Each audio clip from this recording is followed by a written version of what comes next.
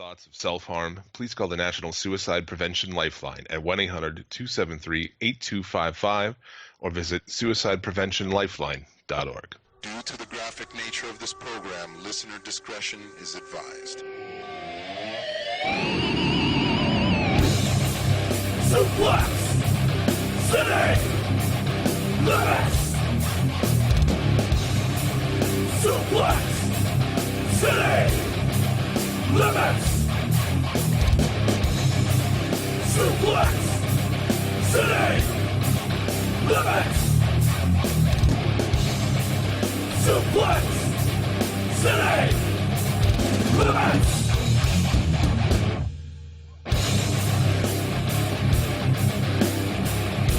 With your esteemed host, Jim Vicious! This is where I'm at in life. All that separates me from the projects is a fucking chain link fence. And Tyler Bud! Have anything else to talk about on it? About this show? Yeah. You want to talk about Milmascaris more? Suplex! City! Limits! Welcome, thank you for downloading episode 220 of Suplex City Limits for July 1st, 2019. My doctor said I need a bacchiotomy. It's your boy, the King of Bong Style, Jim Vicious. He wants to talk to Samson, my co-host. I'm the doctor and I want him to fuck it out of me. Give me your bacchiotomy, baby. I'm Tyler Fudge. There you go. Yeah, we're a fucking couple days late here, but you know, back problems. My back. Get away from me, bitch. Suplex City Limits available for listening. I totally missed. Sorry to cut you off. I totally missed the obvious cue for this. You know what I want? I want to talk to Samson. Totally missed it. Available for listening wherever podcasts are found. You can follow me on the show Twitter at Suplex City Limit. Follow Tyler at The Federation. If you like the show, consider supporting it by picking up a t-shirt at Pro Wrestling Tees. Starting today, as of recording, Monday, July 1st, until the 5th, you can save 20% by using the coupon code America. America. Don't get confused. It's not America. It's America. Yeah. They have new shipping for international rates. Logical shipping for international orders. Finally, Pro Wrestling Tees. Thank you. Yes. Do they consider Canada international?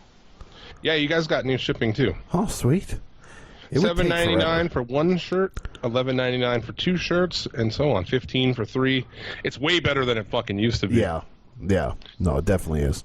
So if that's been a hang-up for you, maybe check it out. Every time I go to buy a shirt, it would, especially with the conversion rate, and then adding the shipping on it, like one shirt turns into almost like $40, and I was like, that's not worth it. Yeah, it is worth it. Or you can donate on our PayPal, suplexcitylimits at Gmail. Like Bad Motherfuckers, Big Body Sam, and Deep in Your Snatch, he's Cody Hatch. You can also become a producer on our Patreon. Get yourself a shout out at the start of the show. Like Caleb, you should see the size of his organ field, Morganfield. He's not balding. Christopher Spalding, C Money, B Rad Brad, the Smack It Down podcast. Much love to our Australian brothers. Check them out. They have a first-hand take on the fucking Melbourne show. Melbourne. Melbourne. Melbourne. Yeah, I don't know how you fucking say it. We'll hear a little bit from Viva La JD later on. Yes. Post show. We also got Better Than Terry, Deshaun Balea, Infamous Chris Savage, Kick-Ass Keith Martin, The Rice and Runny Jabroni Tyloni, Zany and Jackson Jumpin', Jeremy Foltz, and Plain Vanilla Martin Corns. This week on the show, we will be talking AEW Fyter Fest. What else we got? Mark Tank, top 3. Later on, I'll be giving a review of Bloodstained Ritual of the Night by request. Wait, what? It was requested that I review it because I've been playing it. It's a new game. Oh. So I'll give a little mini review of that. Like, what the fuck is that? Oh, dude. It's a tits game. We'll do that later on, somewhere at the end of the show. So, okay. Let's start it off as we do every week with this week's top 3 after a word from our sponsor. Hey, how can I get muscles like you guys? Wow, this steroids. Wonderful. You can start by getting in shape with a Hulkamania workout set. Great. It's got everything you need. Head and wristband, a jump rope for warming up, a hand gripper for power, dumbbells for strength, an exercise poster, and a needle, and even Hulk Zone workout tape. The Hulkamania workout set. You from LJN. Are you in shape yet? Suplex City Limits Top 3.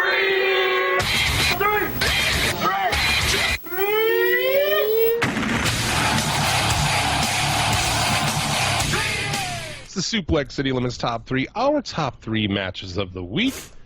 Let's start this bitch off with Ospreay versus Eagles from New Japan. Yes, we had a bald eagle taking on an osprey. I mean, logically thinking, you'd think an eagle would win, you know, just being a superior bird of prey. But, you know, obviously this is Ospreay. But like, is Ospreay a bird? I think so, isn't it? Isn't it? I've never heard of that in my life. I gotta see now. I'm going to detour this for a second.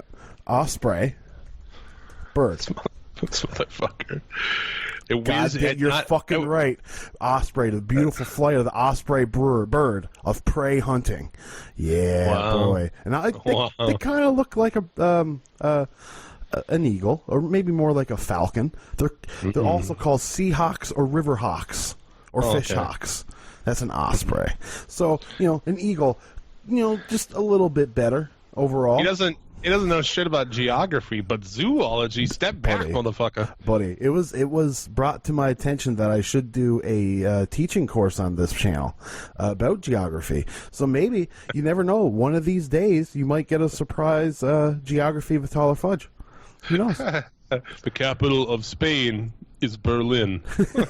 And now I will teach you about the Berlin Wall that separated Spain from China. It runs all the way. Well, it was built in the 1800s. Little people knew about it, but it was a secret thing. About the match, you goof. Oh. I'm like, tell us about it. Well, the match was a really good match. Everybody's raving about it.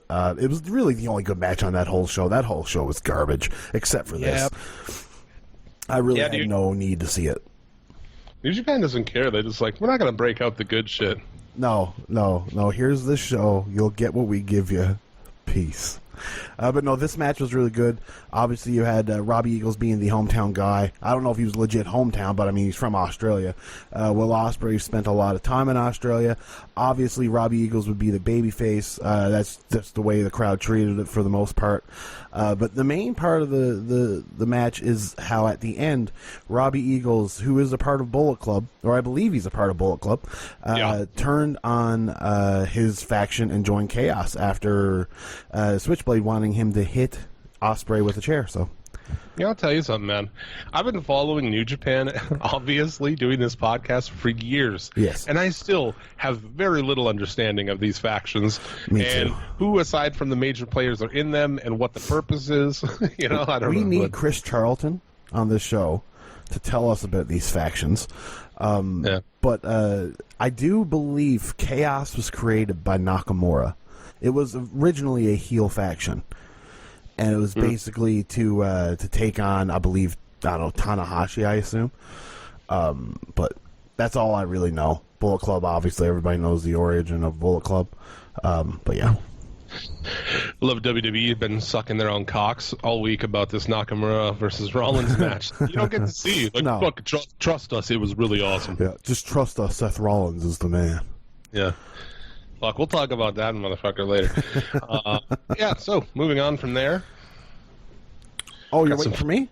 I mean, you know. Okay, well, The Elite taking on the Lucha Brothers and Laredo Kid in a 6-man All-Star match. Yeah. This is fucking ridiculous, man. Yeah, I mean, like, this was...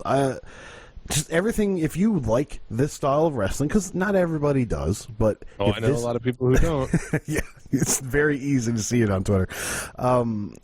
This is basically the match that you wanted to get.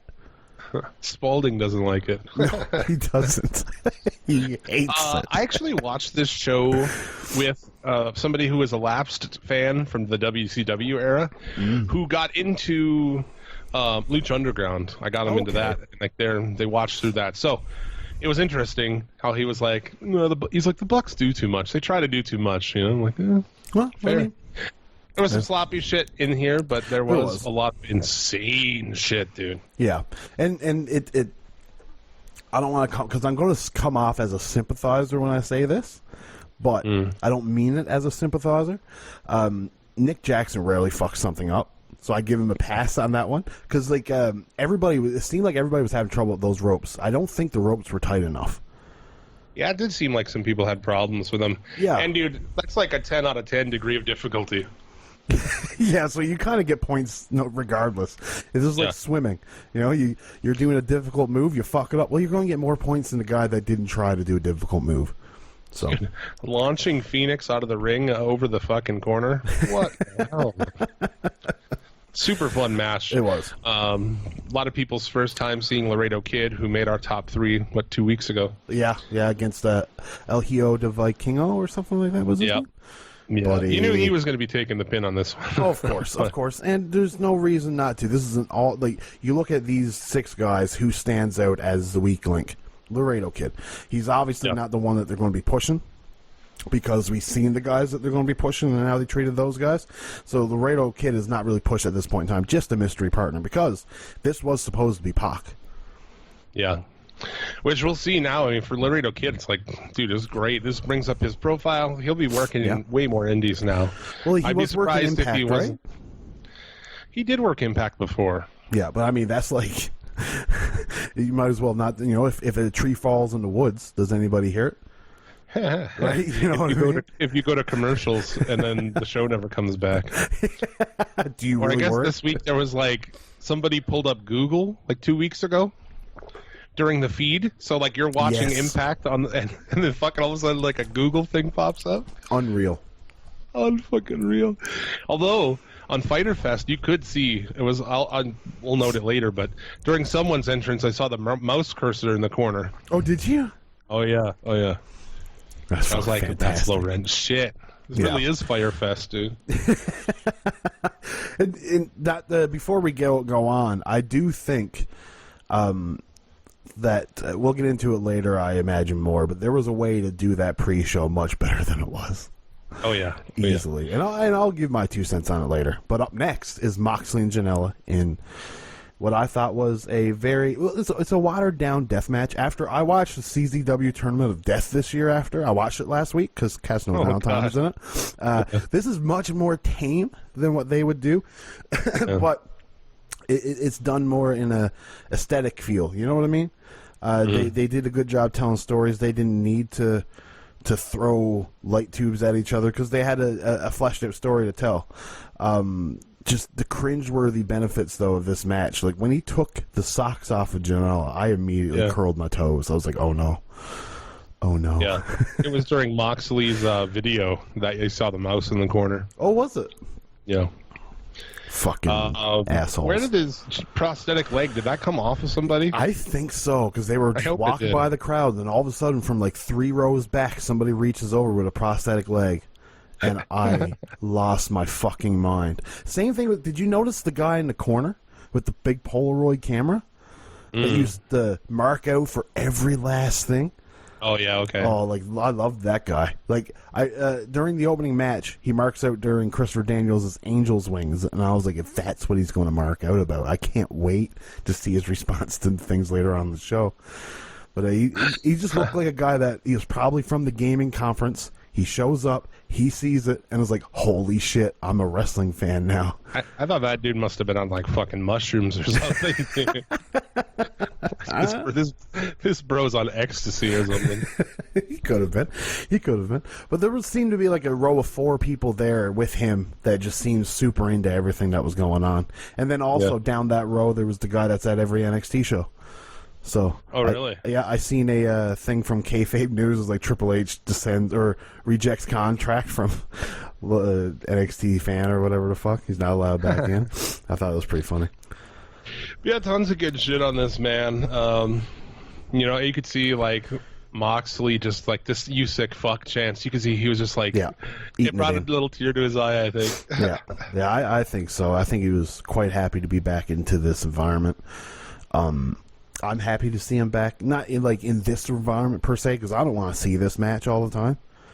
No, I agree with a lot of people with like this match should be saved for like a blood feud, but at the same instance though, you got yourself a match between two deathmatch wrestlers that, you know, it's a good story to tell. You got Janela and Moxley. Janela, who rose while Moxley was away, I believe, and just the way that works out and how.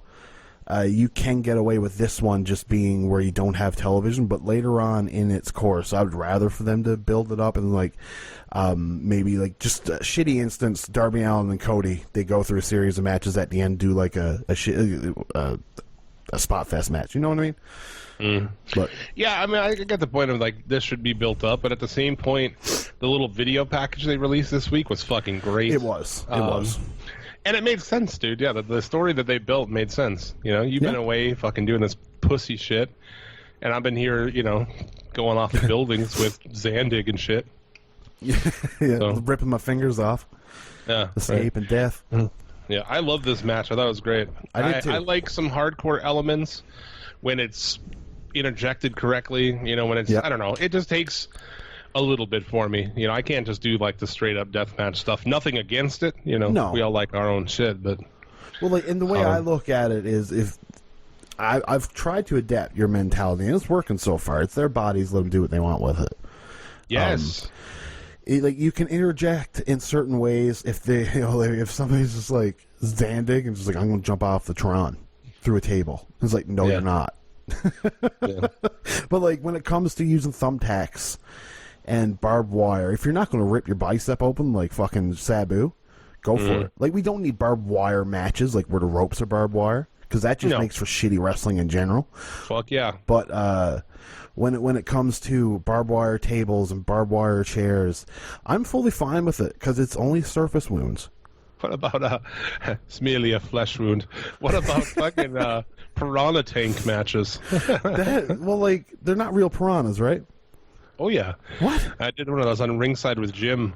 One of the episodes we watched this fucking piranha match. You gotta like throw the other guy into a fucking aquarium full of piranhas. That's fucking retarded. It's in Japan. It's fucking stupid. That's ridiculous. But like now, mind you, if you're not bleeding, piranhas might not attack you. It's very possible they won't. This dude bled right in there, like right out of his right out of his gigged forehead. That's good. That's good. That goes It's over pretty well. fun. Check it out on the channel. If you go through Podbean, you can pick the categories of shows. Ringside with Jim. Fucking stupid. So yeah, really good shit. Post match Omega attacks. Good, you know. Yeah. Well, I mean, you knew it was going to happen. They needed to prolong the storyline somehow, and it should have been prolonged on this show. I know why he had to fucking like play the drums and then try to hit him with sticks. That was fucking stupid. But at least Moxley no-sold it. You know what I mean? Yeah. That's one plus because like you take those. It's one thing if you just did it as a comedy bit. It's another thing when you do it after he's been hit with a chair with barbed wire. He's obviously not going to sell it. Neither should he.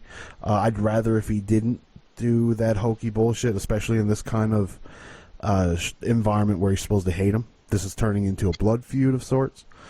Yeah, there's no room for hokey jokes like that. But at the same time, like, there's a way you could do it. Like if Kenny Omega went to do that, and then that was what caused John Moxley to get the upper hand. There's a story to be told there that Kenny's going to try to just be the overall funny guy in front of his crowd, the gaming crowd, and it turned on him, and Moxley ended up getting the better of him. But I mean, that's not how they did it. Hopefully, they just shoved that aside. You know, man, this may be an unpopular opinion, but dude, Omega's lost a lot for me, dude. They haven't really put him in positions to show it. They really haven't. And he's just a fucking goof now, man. He's not like cool ass fucking Kenny Omega or badass. He's just like a goof. You know, he's in the backstage segments looking like a fucking goof. I don't know, man. There's a lot of things on this show. You know, because people will accuse me, dumb fucks, accuse us of being like AEW whatever apologist. Yeah. And dude, I'm here to shit on a lot of stuff in the show. The way I look at it is, are we just going to jump right into all of that's Fyter our Fest? top 3. Okay. So let me tell you how I would have fixed the pre-show, okay? I would have had the tag team match be the last thing you've seen, first off. That would lead you into the show, because if you came late, you see this, and this gets you to stay. All of that librarian bullshit, dude. I really think that you should have released that as a Being the Elite before. Yep. You know what I mean? Like, if you put that as a Being the Elite, nobody's going to bitch about it because it's Being the Elite. You put it on television, you know you're going to get somebody bitching about it. Like, I seen one guy who on Twitter, akin to it, was like, you shouldn't dismiss this. They're making fun of WWE. And it's like, that's not what you should do. Even if that is true, this is not what you should be doing because it's going to make you look low rent and nobody cares. Like, I'm not going to watch AEW just to be reminded that at any time they can flip the script and I'm watching WWE bullshit. Now, mind you, this is technically the first time we've seen this WWE shit on AEW, and hopefully that's not a reoccurring thing. I was listening to the Khan post interview where he said, like, the nepotism with Jabali and all that, that's all just saved for this show, like Fyter Fest. Like, these gaming shows will have a different feel compared to the rest of the shows. Then do it beforehand, motherfucker. Yeah, but like at the same time, there's something to be said. You got to remember as well, and I hate the fact that this is a thing. They're at a gaming show, so things are going to be kind of tailored somewhere different. And like when you got a whole year's worth of product, if you have one show that's going to be a little geared differently and a little bit less serious, I'm okay with that. But when it's your second show, ugh. So, good things on this show. Time limits. Yes. And I was even told my buddy watch. I think I impressed him a little bit. I'm like, watch, when they're announcing these time limits, there's going to be a draw tonight. And there was. Yeah. I think he was impressed. Anyway, the 3-way to start, I thought was a fucking great match. I didn't know who Private Party was. I do now. I like them. The crowd liked them, you know. And this is, you can't, if you're going to speak the negative, you got to speak the good. They really did a great job at making you notice Private Party and building Private Party and hiding all of their flaws. We got to see Private Party do everything that they do well, and it made you like them. And it got them a contract after the show, too. Oh, really? I thought they had one early. They didn't have a guaranteed, like every 2 weeks you get a paycheck. It was like you show up, you get paid. It's like a pay-per-appearance deal, you know what I mean? But yeah, no, they offered them a contract after the show, and they're full-time AEW wrestlers now, and it's a young team to really build on, and I thought it was fantastic. That match was the lone highlight of the pre-show. Yeah, definitely. What else do we have in this fucking match? Yeah, I really enjoyed it. I love that Bro's fucking sunglasses didn't come off forever. Yeah, and then when they finally did, it was like that's a good spot. Well, and then Kazarian wears it and he throws it. I was wondering when they're going to come off because obviously the glasses were on for a reason. Somebody was going to grab them. They were going to put them on. It's just the way that works. At first, I was like, take those fucking glasses off, man. Because why isn't anybody... The problem I have with that, why isn't anybody punching him in the face and blinding him? Because that's what you deserve if you're going to wear your sunglasses in the ring. Yeah. But that's where my mentality differs. I don't think you should be wearing sunglasses in the ring. It makes you look stupid. That was funny. The only sunglasses in the ring you'll allow is Super Calo or what? Yeah, because they're fabric. Yeah. So yeah, that was cool. And then, watching along with my fucking homie, shout out to Randy Bat.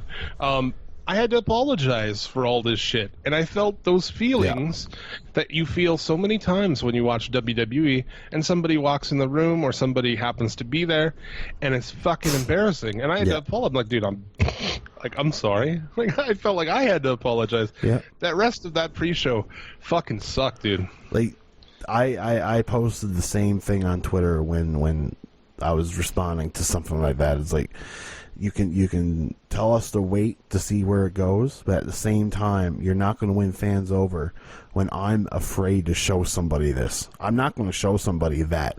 If I was sat down and one of my roommates were watching it with me, because we did watch a little bit of Double or Nothing together, if I had them sit down and just be like talking them up and be like, this is great stuff, and turn it on and seeing that, yeah. Oh, yeah. I don't care where it goes. They're doing that whole librarian shit, and I'm just like with that dude in the crowd. It's like because you could hear people pretty loud in there. He's like, "This gimmick sucks." Yes, it does. Yeah, you are correct, sir. Yeah, I could live with it. Ever seeing the librarian bullshit again? They need to kill that shit with fire. Yeah, kill it with fire. Yeah, aerosol cans and lighters. Terrible. The only place where I differ on the pre-show with everybody as a whole, that hardcore match sucks. It does. 100%. Yeah, it sucks. Did I find Nakazawa entertaining? Yes, I did. Yeah, that's fair. Other than that, the match is probably served better because it's obviously for the crowd because Jabali plays, I guess, some kind of heel at CEO. So they want to see him get his ass kicked, I guess. But this should have been before the show. Pre-show Dark match. Yeah, should have been the 100%. Fucking dark match. Or being the Elite. This is kind of the second time in a row they've done this shit where they have this pre-show and they put it out there free and they're like, hey, fucking order now. And then they just shit the bed completely by having these fucking terrible things. Yeah. At least the last time it was just the Battle Royal. Yeah. To me, honestly, if I was them, I would just, like the librarian shit, I would wrap it up on being the Elite. Yep. I would just do Leva Bates fucking some other way. By the way, I'd get rid of her. Hottie of the Week. I would get rid of her 100%. Wow. 100%.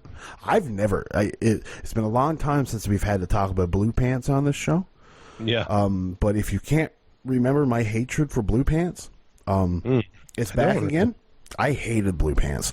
I hated everything about her. It made me start to hate the whatever the fuck you call them, the old timey fucks. Vaudevillains. It made me hate them when they were involved with her because she's a garbage wrestler. She is. She's a garbage wrestler. You see the sight of that pedigree? Have you seen a worse pedigree ever performed? No. She's garbage. But dude, her ass, man. Yeah. Oh, yeah. Her ass. Okay. If we want to talk about her looks, let's talk about her nose. Jim Fish's hottie of the week. Because my hottie of the week is Yuka Sakazaki. We'll talk about her. But yeah, I thought that Leva Bates Alley match, I thought it was bad. It was WWE. It was a WWE match, and that's not what you need. I thought that whole, other than that May opening thing on the pre-show, I thought the whole pre-show was like, am I watching fucking Raw right now or SmackDown? Yeah, no, 100%. Well, what did you think of the whole Fyter Fest thing? What do you mean? Like with like the Fyter Fest bullshit? Yes. Hate it. Okay, I thought it was funny. I did have a chuckle at it. Now myself, I do think that should have been. You should have had a half-hour pre-show and a half-hour being the Elite that was live on YouTube. That's what you should have done, in my opinion. And you could have had that Fyter Fest bullshit where they change out the fucking the mannequins and the bikinis, and have that on like, the being the Elite, because it is like very being the Elite. Joke though, it's like, oh, we're really low rent. I don't get it. I don't get it. Like, what's the fucking point? Yeah, and that's where it would fit on being the Elite, because being the Elite is full of inside jokes. Actually, as the pre-show was ending, I was like super worried. I was like, oh my god, this is going to be fucking WWE. AEW is just going to be WWE. Because like, you know, three quarters of that pre-show was the shit. And even that match too was like a total WWE ending, throwing the book in. I was like, get the fuck out of here. And it wasn't even done as well as the WWE would do it. You know what I mean? Like there would have been more fluidity with the throwing of the books. Best thing about Alex Jabali match for me was Tozawa called him a cripple. I was like, bro, you can't call people cripples in 2019. He said, oh, I'm sorry in America, blah, blah, blah. He speaks really good English. Really good English. Yeah, I didn't even. Well, kind of, but there's another thing. It's like you got this free show, all these people watching, and you just like you absolutely give the Japanese guy who can barely speak. I mean, dude, come on, he barely speaks English. Yeah, just give him a mic, let him go out there and fucking call people cripples and who knows what else. I don't even know what he was talking about, dude. He was comparing CEO to Evo, and how much CEO sucks compared to Evo, and how Bailey's a cripple, and how he's going to cripple him again. I could understand every word he said. I don't know how you don't think he could speak good English. I understood every last word he said. I didn't even have to think about it. Speaks English better than AAA's English commentary. Man, for a second, me and Travis watched Botchamania, and I'd mentioned to Travis. Yeah, I finally saw what you're talking about. It's him. It's George Lopez's brother-in-law. I swear to God. We are having technical... I can't even do it. I can't do it.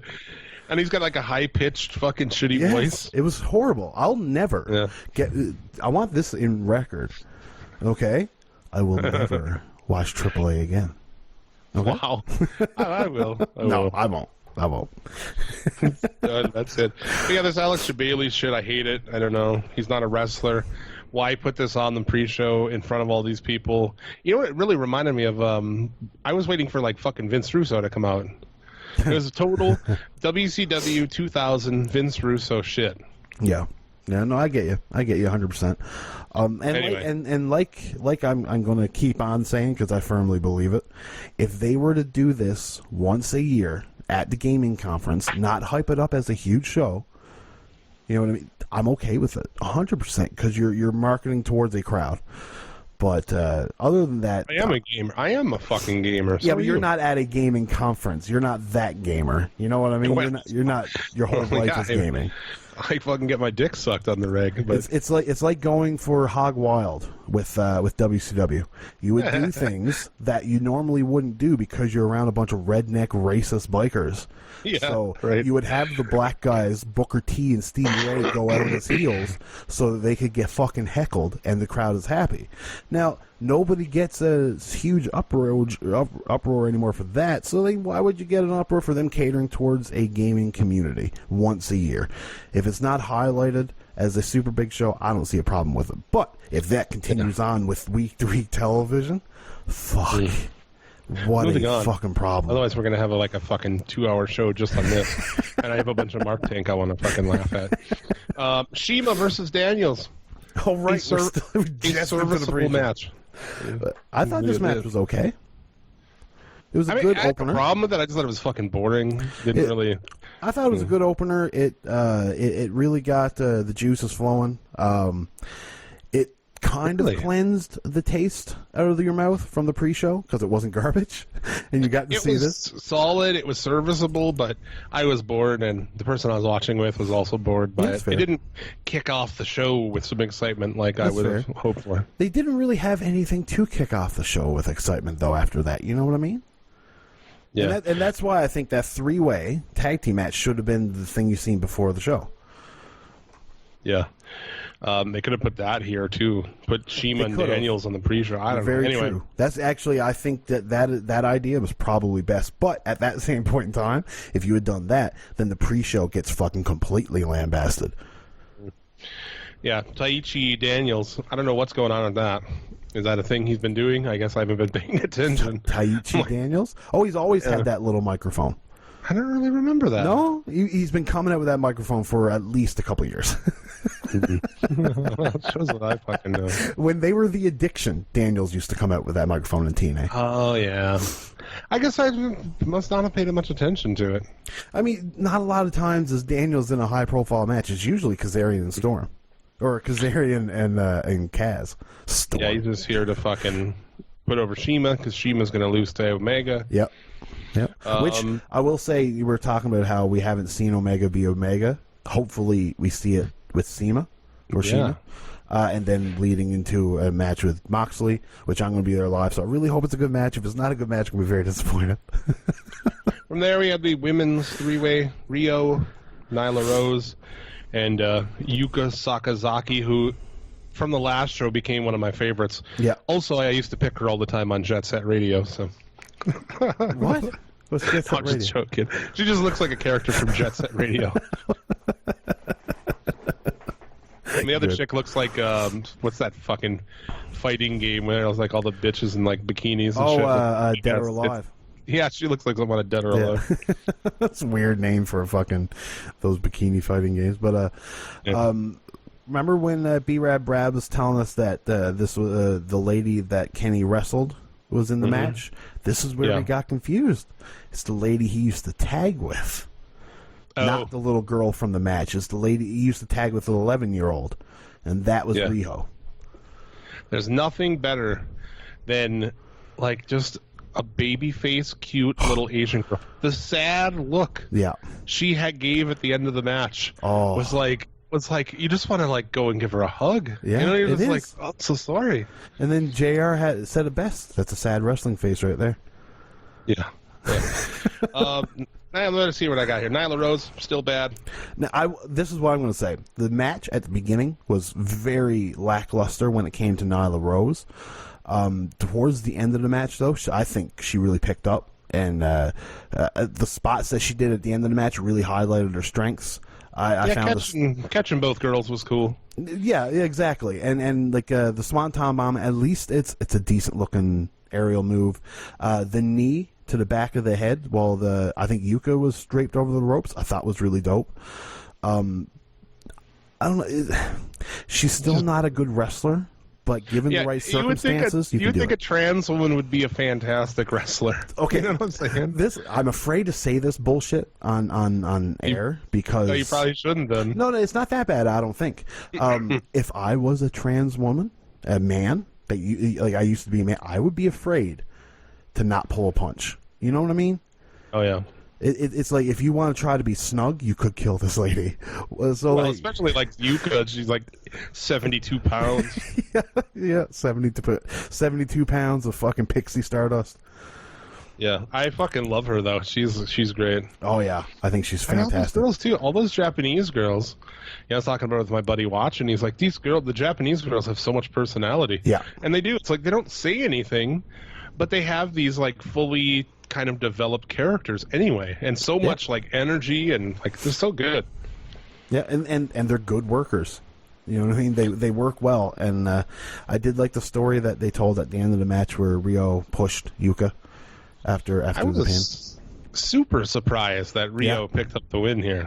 Yeah, I was too. But there's going into. I always assumed Riho out of the Joshi girls was going to get the push because she was the girl that Kenny knows. You know what I mean? Yeah, well, like I'm not saying as a nepotism kind of way, but he's most familiar with her, so that's how most places work. Who you're most familiar with is who you're going to trust with something. So you start with that, and then you build trust with everybody else, and you work around it. So I just assumed Riho would be that person. I really liked this match. I thought it was super fun. Only thing I would have done different, I'd have had Rose get her heat back at the end. She attacks, but then gets run off. That's fair. I mean, that's fair. She could have smashed both of them, and they still could have done that spot afterward or something. Yeah. I don't know. You know, like she lost and she didn't get her heat back. That's whatever. Yeah, I understand that 100%. The only qualm I would have with that is you probably get a lot of people bitching as to WWE. Because that's how WWE does it. And there was at one point in time during the pre-show when I was watching it, and I was just looking at Chuck and his chubby body, and I was looking at Trent and how chiseled he was. And I was like, they've got to have plans for Trent to be a singles guy, eh? And then Travis looks at me and he's like, that's awful WWE thinking, don't you think? I was like, holy fuck, you're right. I've got to relearn wrestling. I'm going to break them up. They're a great tag team, but yeah, I mean, to me, I was always surprised that Trent. It seemed like they were flirting with it in Japan. I bet if he would have committed to them and signed with them, he could have. With it. He'd be in a higher profile spot. I agree. What match are we at now? Because I rudely went back to the pre-show. We are to the four-way between Adam Page. Yes. Yeah, MJF started off with just tremendous promos. I want to know what your buddy thought of MJF. He loved it. Well, he knows MJF from the last AEW show. Okay. He did watch Double or Nothing as well, so. MJF with that line, you who lives in your mother's basement, she swallows. he murdered those motherfuckers, man. It was good. He did. It was fantastic. And the person that they showed after, when he said, I was a video game fan and I lost my virginity, they had found the perfect face to zoom in on. And I feel so fucking bad for that guy. One thing I forgot to mention about that 3-way and then in the 4-way, rope breaks. I don't know. There was a rope break in that women's 3-way. There's a rope break here in this 4-way. I don't know what the fuck. That all depends. Does your triple threat rules contain no DQ? Because that's the only reason why there's no rope breaks. If your triple threat... Yeah, if only there was a group of people whose job it was to tell me these things. But, you know. The announcing did drop the ball in certain places. So did production. Production missed a lot of spots. They would hang on to somebody's facial and then miss somebody's cue at the other end of the ring. Well, that's because, you know, instead of a fucking producer being in there, you know, you got everybody's wanting to play fucking, look at me, I'm pushing buttons. You know. Every time you see Cody Rhodes, what's he doing? Sitting backstage pushing buttons. Like, yeah. I mean, you should have a group of guys doing that. Sitting back there with a fucking... like concussed with like 13 stitches or staples in his head, producing the show. Like, dude, get out of the way and let somebody who knows what they're doing control the cameras and shit. I don't know. Yeah. Just a thought. I agree 100%. You pay people that for a reason. Now, like, I do understand the fact of wanting to learn, but you don't need to learn for the sake of the product. You can learn along the way. You don't need to learn every last little bit. You got a billionaire's money. Pay somebody that's good at it and let them do it. What it's like to work in certain parts of that, right? Where if you're on that, you're like, God damn it, dude. There's people who've done this shit for their like 30, 40 years who know what the fuck they're doing, and like we have to sit here and while this guy tries to play TV producer and stuff. Yeah. I don't know. Now, but then again, Kevin Dunn's done it for fucking ever, and he's awful. So wouldn't it be something if that's just for the gram? No, it was on the Double or Nothing too. He was sitting backstage. What I mean, like that's what I mean. Like, would it be something if that was just for the gram? It's just like they just got incompetent guys doing it. No, I doubt it. I do too. But just imagine. The production, but like we said earlier in the Double or Nothing episode, the production side is going to get smoothed out in like over time. It's going to happen. What about the commentary? The commentary, at least they got fucking Alex Marvez off. I would much rather that Golden Boy guy than Alex Marvez. 100%. The other guy that was with him, fuck him. Fuck the English guy, because all he did was make fun of shit. Him on the commentary did not help the fucking fledgling pre-show. Didn't. One bit. Yeah. If you had somebody that knew what the fuck they were doing, you could have at least tried to save it, but there wasn't really any saving it. But like the fact they got rid of him, brought out JR. I mean, I thought JR was okay. Yeah. But like he didn't really bring anything to the big matches. It was almost as if the Moxley Janela match was too much for him.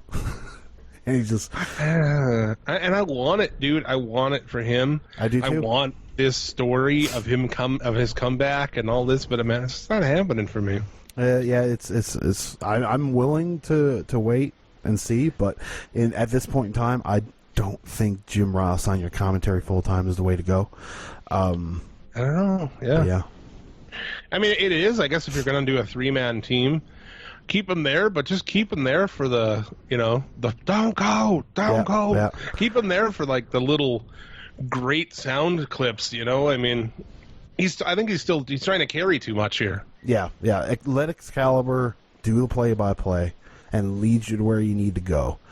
If you get inspired by something, let it out. But other than that, you don't really need to do anything. I really like this match. Thought it was good. Also like how they're setting up where MJF, he hasn't lost yet. Still, he hasn't lost to Paige, so he has a claim to kind of go out to get in there with Paige or in the title picture and shit. Yeah. That's good. That does make sense. Now, that is saying that Page wins the title, which I don't think he does. But other than that, true. It at least gets him up there, and it's a start to building MJF, because I don't think you need MJF in that title picture yet. I think you can wait until a year and just have MJF just be his heel and just make everybody fucking hate him. Yeah, Page can lose to Jericho and then, go to MJF or something. Of course, 100%. It could be the opening match of your fucking television, Page versus MJF. But that was stupid. Absolutely fucking stupid. Great. I think he's like one of the best characters in wrestling. He's a real heel, dude. Yep. This is what a real heel is. Yep. I don't know if we'll talk about it or not, but seem to be some people very confused about how Baron Corbin is this great heel. What's that dude's name from Busted Open? I don't know, Salt and Pepper guy. Salt and pepper. Salt and pepper's here. Salt and pepper's here. I don't know what his name is, but I don't either. He was like screaming. First off, dude, I don't know what's with this. I think that shit's just like, because there's a lot of people in this community, and you do your hustle however you want to do your hustle, but they legit go on like every Monday. They go up and then they fucking scream about the show and shit. Like, I guess people like that sort of thing, but yeah, I don't. People like emotion. In my opinion, if you got to scream to get your point across, your point's probably wrong. Yeah, or you need to smoke some weed. But yeah, he's just like, Corbin is a great heel, and like, dude, you're wrong. I'm sorry. Yeah. This is a good heel.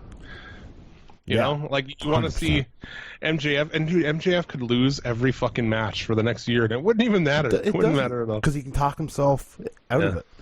And, little thing, he does the feet on the ropes.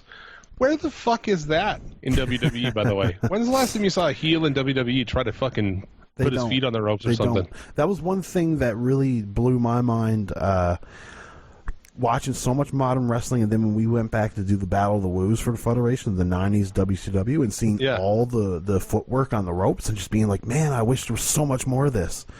Well, dude, just like heels cheating to fucking win, where like the ref goes around. Now, obviously, we don't do abdominal stretches anymore, but the ref goes around one side, he starts pulling the fucking tights and shit. The ref comes back, like, dude, little things. They're gone. Yeah, they are. A lot of people have lost the subtlety of heel.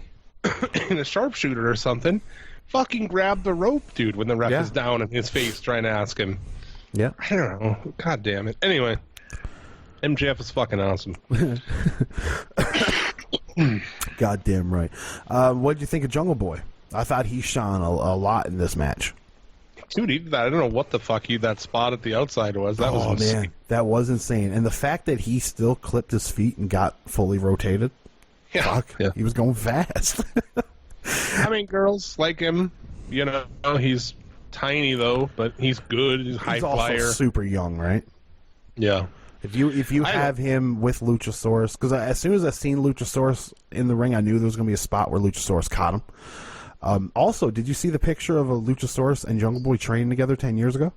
I had no idea that they were like friends that long. I didn't either, but it adds a lot to the story. It really does. Jungle Boy's like, what, 12 training for wrestling? Something like that, yeah. What the fuck? Yeah. Kind of makes it weird that they're friends, actually, because it's like, so when you were training, you were friends with a 12-year-old kid? Well, like, they might not be friends, like, the whole time, but, like, they come back together and it's like, oh, shit, you're that kid from that class, blah, blah, blah. I think that whole thing was like, okay, Luchasaurus, like, it was cool when he was in, on Lucha as, whatever the fuck he was called, I don't know. As a big lizard, he's part of the lizard tribe, it makes sense. But, like, dude, that this is what you're going to go with this guy? It seems like an oversight. It seems like you take a mask off this guy. He's kind of big. He's, I don't know. Luchasaurus has a ceiling to it. It does, but not everybody needs a big ceiling, though.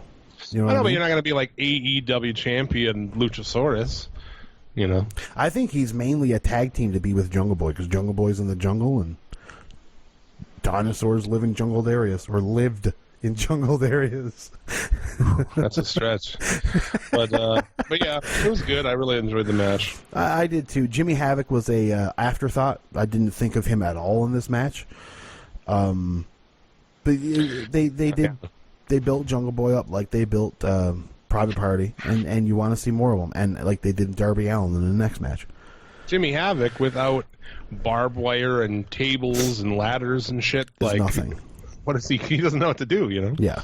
I really think Jimmy Havoc is there for the times that they want to do those big, violent matches with, like, Joey Janela and John Moxley and shit like that. I really think that's his whole claim to fame, because they're not having a cruiserweight division. So, like, he's literally a willow tree in the wind.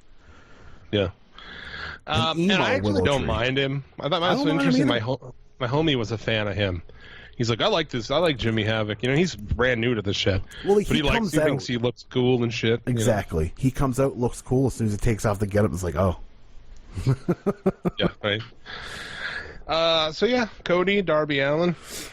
I thought this was fun. I thought, I will say that the beginning of the match was a little bit lackluster.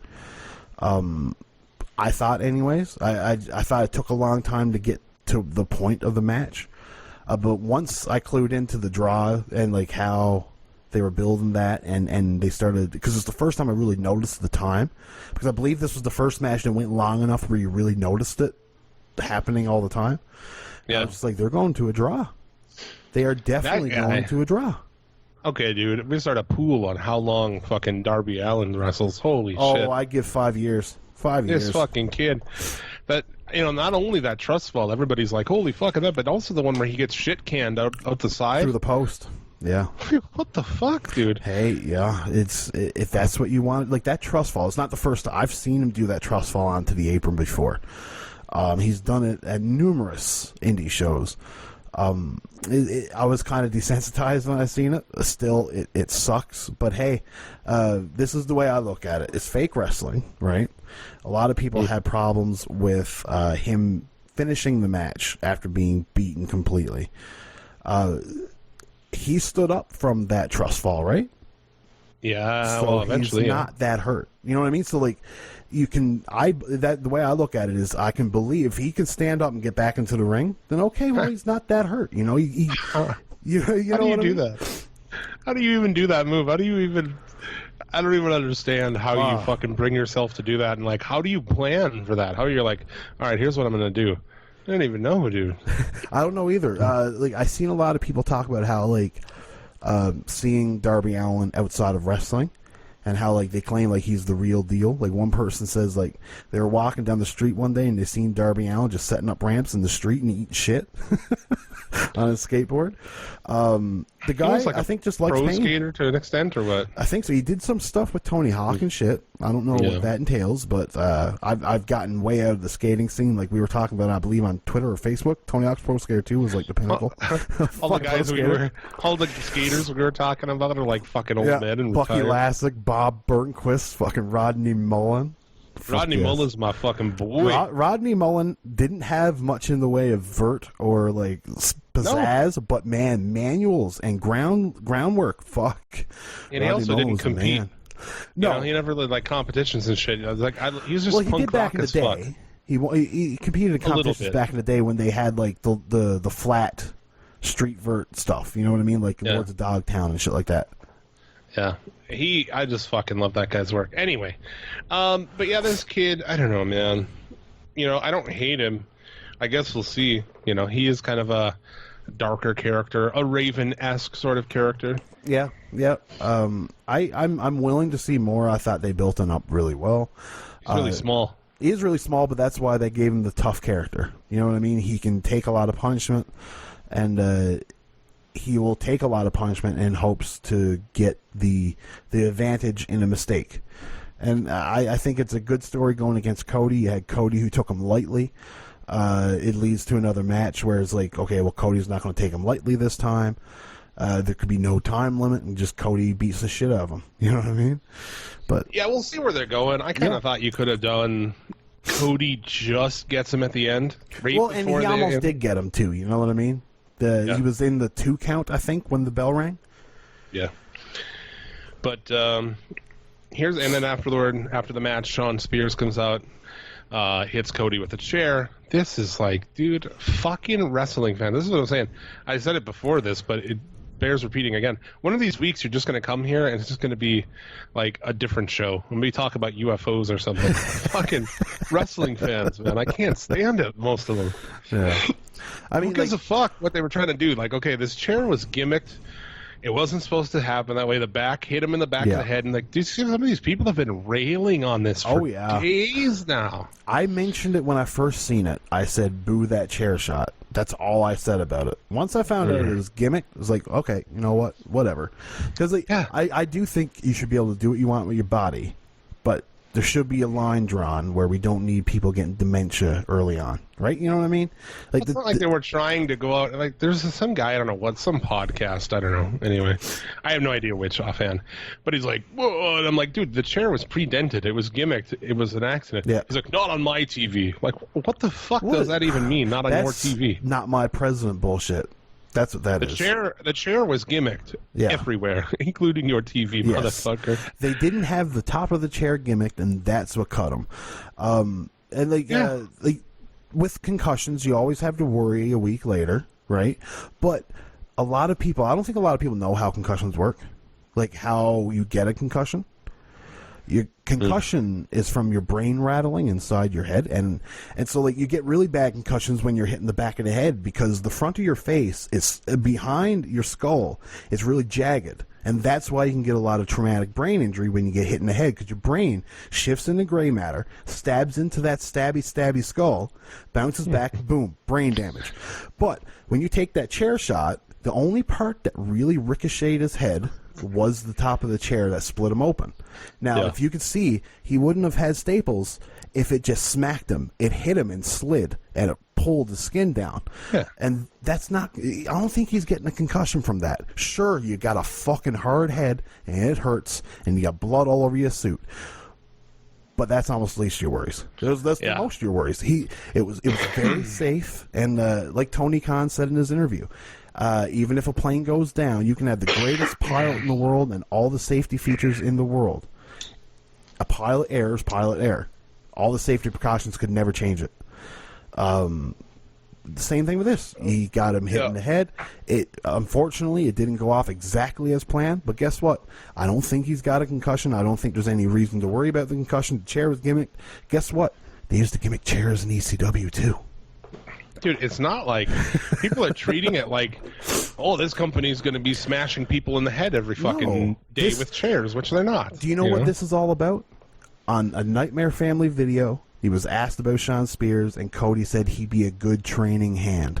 That's what this is about. This is Sean Spears coming back, being like, I used to be your tag team partner. I was your mentor in OVW. Fuck you. Here's this chair shot for everything you said about me.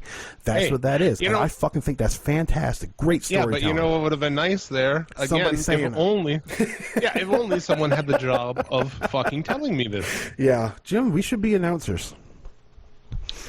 I don't know how that would go. I take one of those sweet CEO gaming chairs, though. They look pretty comfortable. Yeah, dude. Me and Travis had a running bet that if JR mentioned how uncomfortable the gaming chair was, I had to chug a beer. Did he? No, he didn't. He knows. But yeah, I mean, so I guess in conclusion, like, shut the fuck up about the chair thing already. That's what we're talking about. It seemed like a lot of WWE defenders, people who already wanted to have a reason to an issue with AEW, you know. Yeah. It's like to. So that's one thing. And then the commentary sucked on that part of it too. But now back dude, why bring up CTE and all that? Like, that's fucking stupid. That didn't help it. It didn't. You know? It didn't. But at the same time, though, it kind of helped where they knew that it was gimmicked, right? They bring up the CT because they're just trying to get over that. Sean Spears is not the perfect 10 guy. He is a mean man now. He is not that same character. I think they've blown that character out of the water. You don't need to even mention the perfect 10. You don't need to even think about it because now he's a heel, and he at least did it really heelish. And just to back a little bit, did you know they used to cut the screws on Masato Tanaka's chairs because his neck got bad, and they cut the screws so that when he hit it, it would just pop off. So like all those times that you see Masato Tanaka get hit, rifled over the head with a chair, and the seat fell off, it's because the screws are cut. Huh. I have no problem with that. But for me, commentary right there is like, what would drive him to do this? They're friends. They were, he was his mentor. They didn't do any of that shit. 100%. I agree. 100%. You could have told that story so much better on commentary. Especially, it's one thing if this happened on a Wednesday on TV and we followed up the next week. Yeah. That's completely different because that's a week long to fester on it, to think about it, to book your own scenario and hope, you know what I mean? It gives you all this kind of time to fester on it, whereas now, sure, it's only 2 weeks till Fight for the Fallen. We'll probably get some kind of footage on it then, maybe on Being the Elite or probably a road to Fight for the Fallen. But it's uncertainty. That's the thing. We don't know if we're going to get it. So when you don't know if you're going to get the resolution, you kind of should just give a little bit. All you need to do was say, these guys teamed in OVW. Why is he attacking him like this? Boom. Yeah. You didn't even need to bring up the fact. You didn't need to hammer it into people's heads that Cody said what he said on a Nightmare Family video, because this is just not how stories work. You don't want to hold your hand through the story. You want to let other people come up with their own kind of connotations.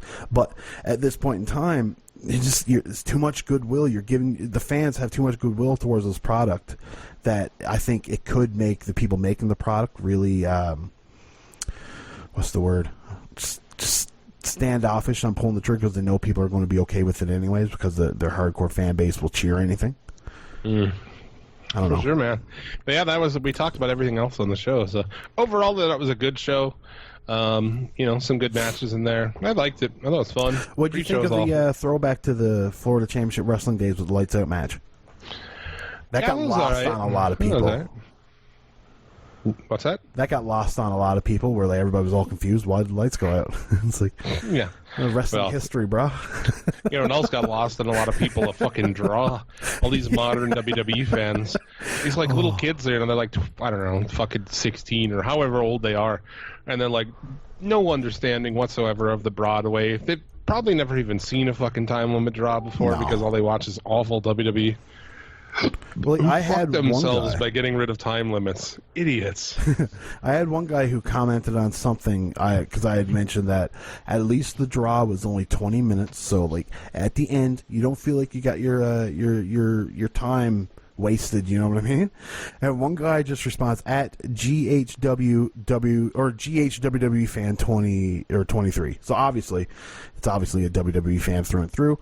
And his response was, "Yes, you do feel like you wasted your time and got rip off." And it's like, my response to him was, I'm not surprised you can't take the time to actually spell the word "you," so I'm not shocked that you feel like you wasted your time with the draw.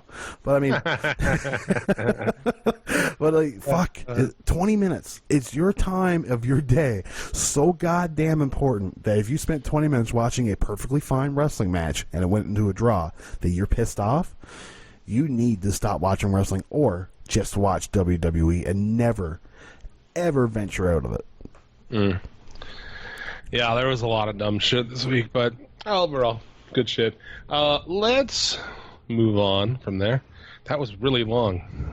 We gotta kick some ass. So this show's not. How long has this show gone on? A long time. Oh wow, we talked about Fighter Fest for over 3/4 of our usual budget. Cool, dude. We're over the over budget podcast, man. I got a hard out today. Hey, man. Little ways down, but we're good. Let's move on with this week's news. This week in the news, it's the 90s all over again. Lion King, Men in Black, and Bischoff and Heyman and Vince are involved in a wrestling war. Over to you, Jim. I'm Jim Vicious, and this is news to us. We might as well talk about that right away. The Heyman and Bischoff thing. That's the biggest story outside of it. Outside of Fyter Fest, for sure. Yeah, okay. Heyman, okay, that makes sense. I have no real problem with that. Bischoff, though, dude, it just screams desperation. It screams like he doesn't know anything about what's happening. Holy shit, this guy doesn't follow the product. He doesn't know what's going on. No. It's not like he's going to matter, though. All right, it doesn't matter. Exactly, you're 100% right. It doesn't matter who has this job at all. No, because it was whole week, people are like, oh, it's going to be fucking awesome now. Like, it's not. It's going to be the same fucking shit. How many times have we seen Paul Heyman have control of a show? Yeah. And he doesn't have control of shit. No one has control of shit. We've seen it twice before, and it lasted for like 3-4 months at tops. He ran SmackDown during 2003, and I don't want anybody to fucking argue this on me either. I did the whole goddamn arc on the show. I know what happened. Yeah. Paul Heyman was booking for like 6 months maybe, and he got fed up with not being able to do what he wanted to do, and he quit. That's how it worked. Then he went to ECW, and the exact same thing happened. So, that's what I'm saying. We've done this before. Yeah. You know what's going to happen? Paul Heyman's going to go over. He's going to try to book Raw. He's going to get stopped by Vince every second of the way. And guess what? He's going to fucking quit. That's what's going to happen. I don't know why anybody thinks he's going to change anything. He's just Paul Heyman. That's it. He had great ideas in the 90s. Guess what, guys? That was 20 fucking years ago. I still think he could have. I think Heyman's smart enough. He's there every week. He follows it. He knows what's going on. He might know what's going on, sure, but if you let him go, I think he would be fucking. I think he would create a great show. We've seen what he done with Ronda Rousey. We've seen what he done with Brock Lesnar. There's nothing monumentally drastic about that. There's nothing good about it. There's nothing outstanding about it. That's my thoughts. You know what? His main priority with both Lesnar and Rousey was not to entertain you. It wasn't to create entertaining segments. It was to protect those two people as their real life fucking advocates. You know, I get you. I 100%. I understand where you come from. I do. The way I look at it, though, is in what other business other than the wrestling business do we give everybody clout for what they did 20 years ago? I know, right? You know what I mean? You've got so many people you could hire that are so in touch with today's wrestling that could give you some of the greatest shows. But we get Heyman and Bischoff. Can we run down awesome things or great ideas that Eric Bischoff has had? None. He hasn't had one because guess what? The NWO was Hall and Nash. It wasn't Eric Bischoff. It was Hall and Nash. I mean, he was a part of it. I'll give him that. Well, he allowed it. But if you watch any shoot interview, it was all Hall and Nash. It was their idea, and Eric Bischoff helped them. That was it. Eric Bischoff allowed Hulk Hogan to be the one to be. He facilitated Hulk Hogan to make it bigger in life. But I know I was watching a Kevin Sullivan documentary, and he vows through and through that it was all Hall and Nash. It's not a bit of it. Eric Bischoff knew that it was going on in Japan, and he wanted to recreate that. But Hall and Nash came up with all the ideas of the NWO, and then Eric Bischoff killed it within 4 months. Really, I'm at Halloween Havoc. We're in October when the NWO formed in June, and it's fucking garbage. Absolutely fucking garbage. We've got 12 members of the NWO 4 months in. It's convoluted as fuck. Hogan's it's all just cheap tactics. That's all Bischoff knows. And then Bischoff went to TNA, and what did he do? He hired Hogan. Exactly. Well, dude, that's the thing. Vince must not know. I mean, everyone says he doesn't watch anything. He doesn't know what's happening. He must not. No, he has no idea. Eric Bischoff ran TNA for a bit into the fucking ground. But yeah, Bischoff, I mean, Nitro had some innovative things as far as the look of the show. Yes. They had the Nitro girls, which, say what you will. You can't it was an idea he had. They brought in the cruiserweights. Well, stole the cruiserweights from ECW. I mean, the dude didn't do a lot of shit. You go back to that WCW stuff, it's not oh, wow, there's a lot of great shit happening here that he had something to do with, you know? If somebody came to me and said, Eric Bischoff is now in control of just trying to figure out a new way to present the show, I'd be down, because that's one thing Eric Bischoff is good at, trying to find a new way to present a show. That's what he did with Nitro, and he made Nitro a lot different than what it was and made it more exciting. He gave it more of a party feel.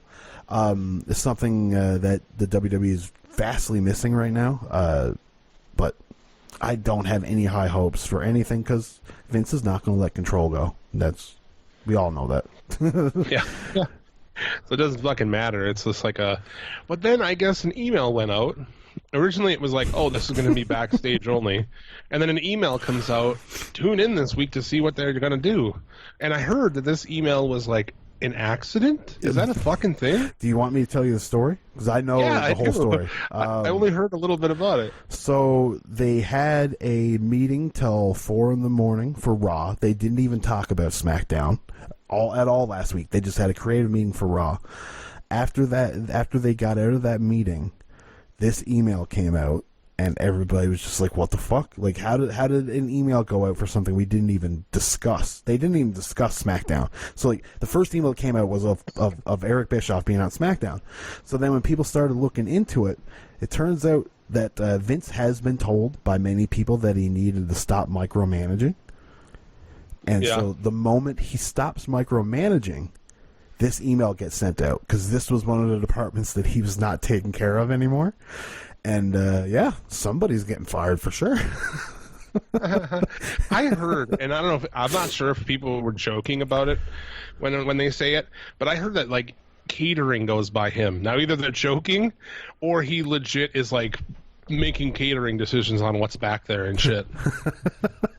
I wouldn't even fucking doubt it, right? Now, okay, this is, if I were a billionaire, and I ran my own company, I wouldn't necessarily decide everything in catering, but I would have a key items that I made sure were there. It's like, I want my steaks there, okay? Make sure there's fucking steaks. That's what I would do.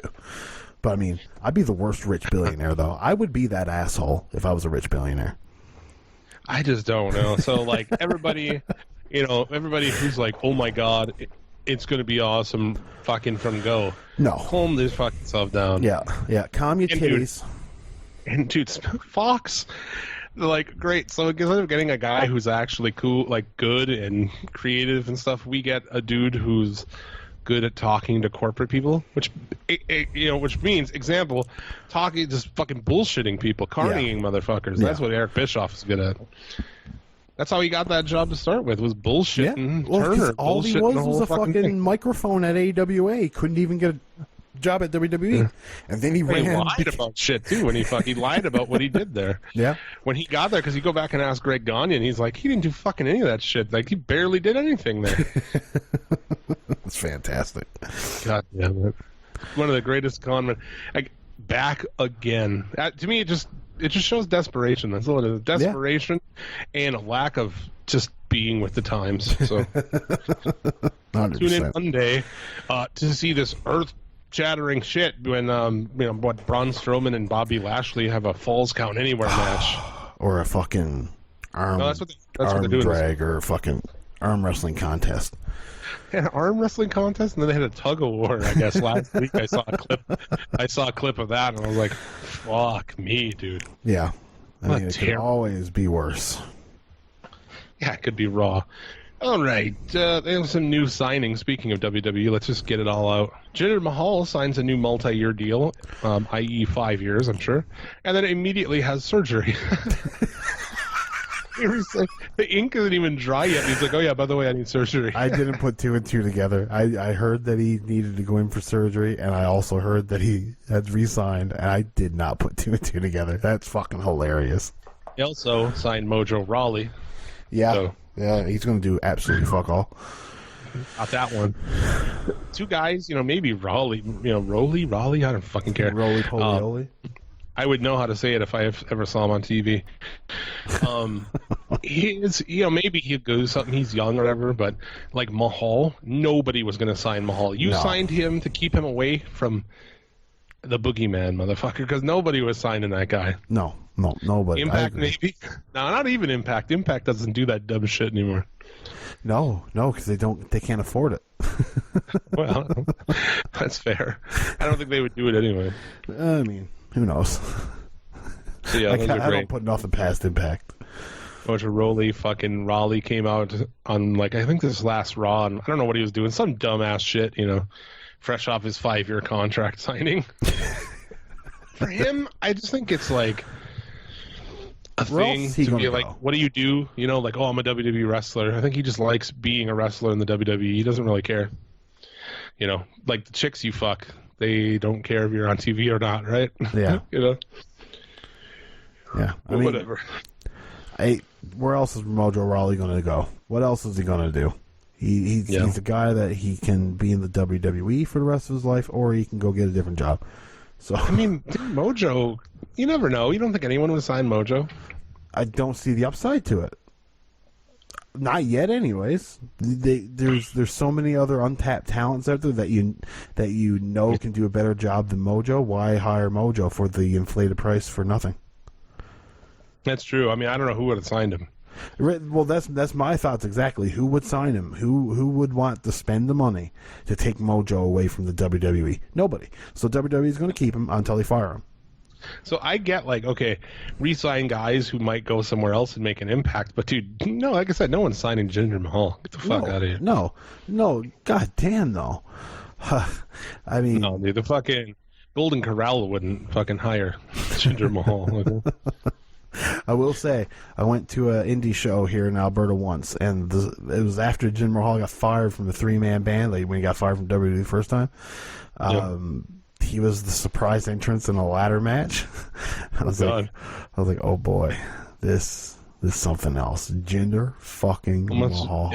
Yeah, how much did you pay this guy to come all the way up here? Holy shit! Well, actually, he used to. That's where he was from. He started working at the PWA thing.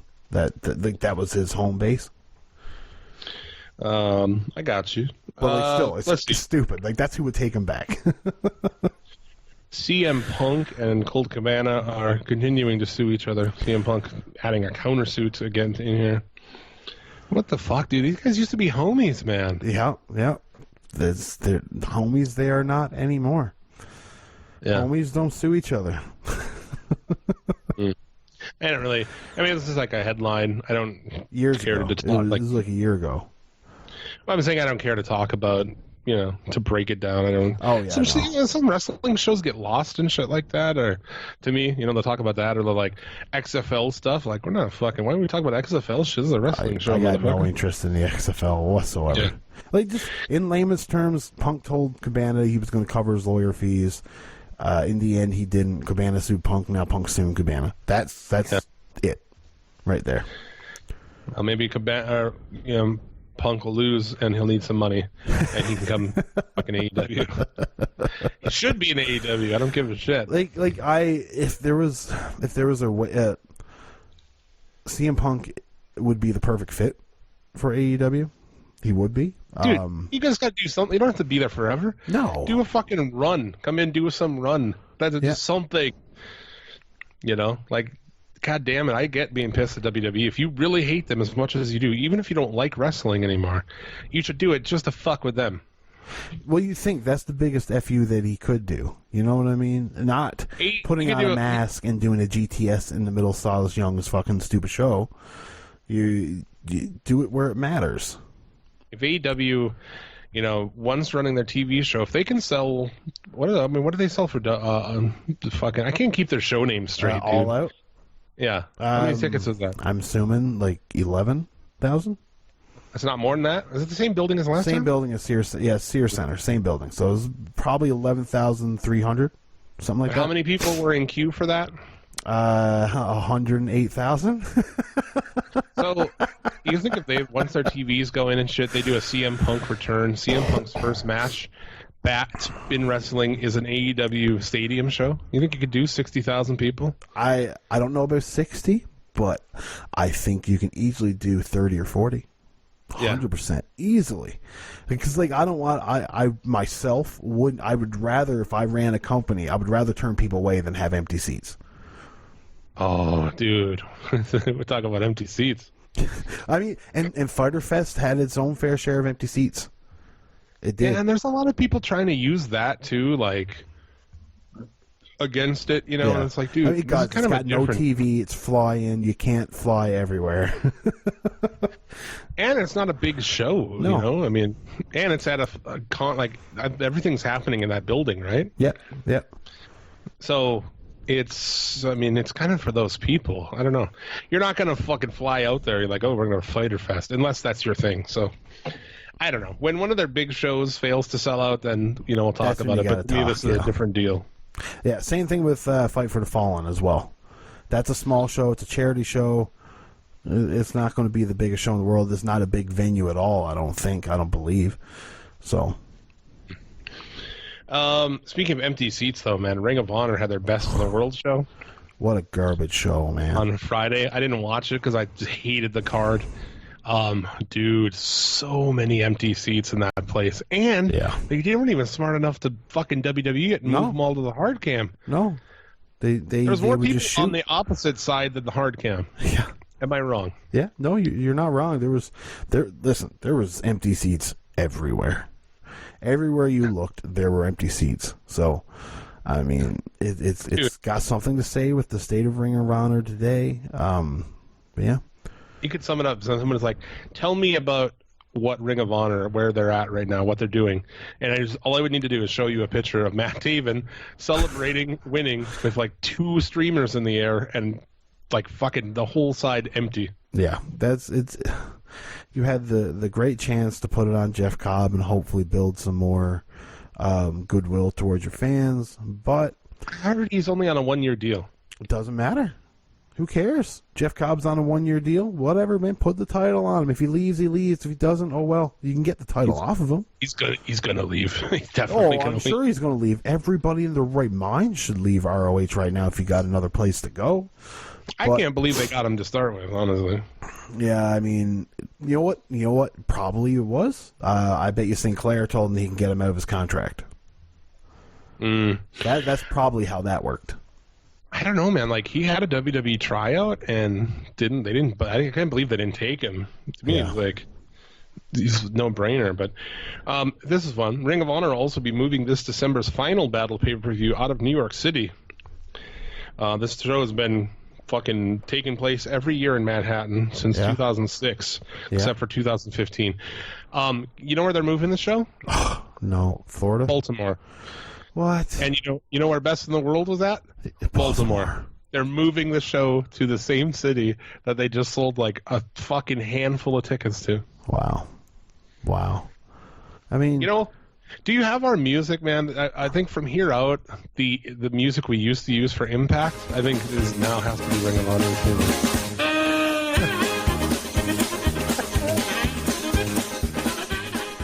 Should we continue talking about Ring of Honor with this in the background? I don't know if they have anything going on to talk anything else about it.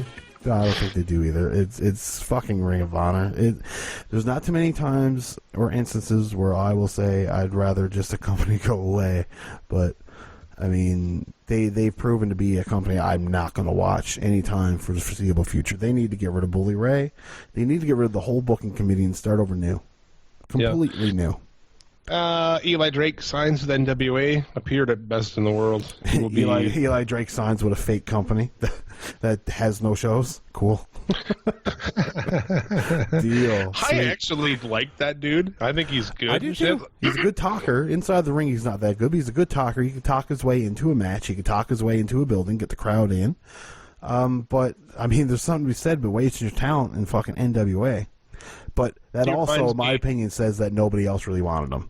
So he reminds me of a Bobby Roode, right? He's just very average in the ring and shit, but good enough character and shit.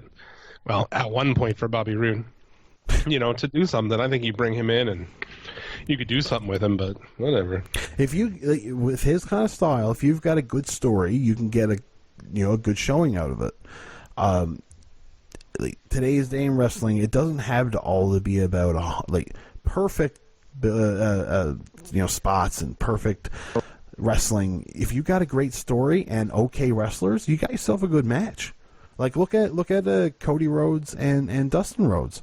Neither are high caliber wrestlers, but you get a great story behind it, and that match becomes the show stealer. You don't need to know how to do all the moves. If you can get the more than the basics, and then have a great story, boom, you got yourself money.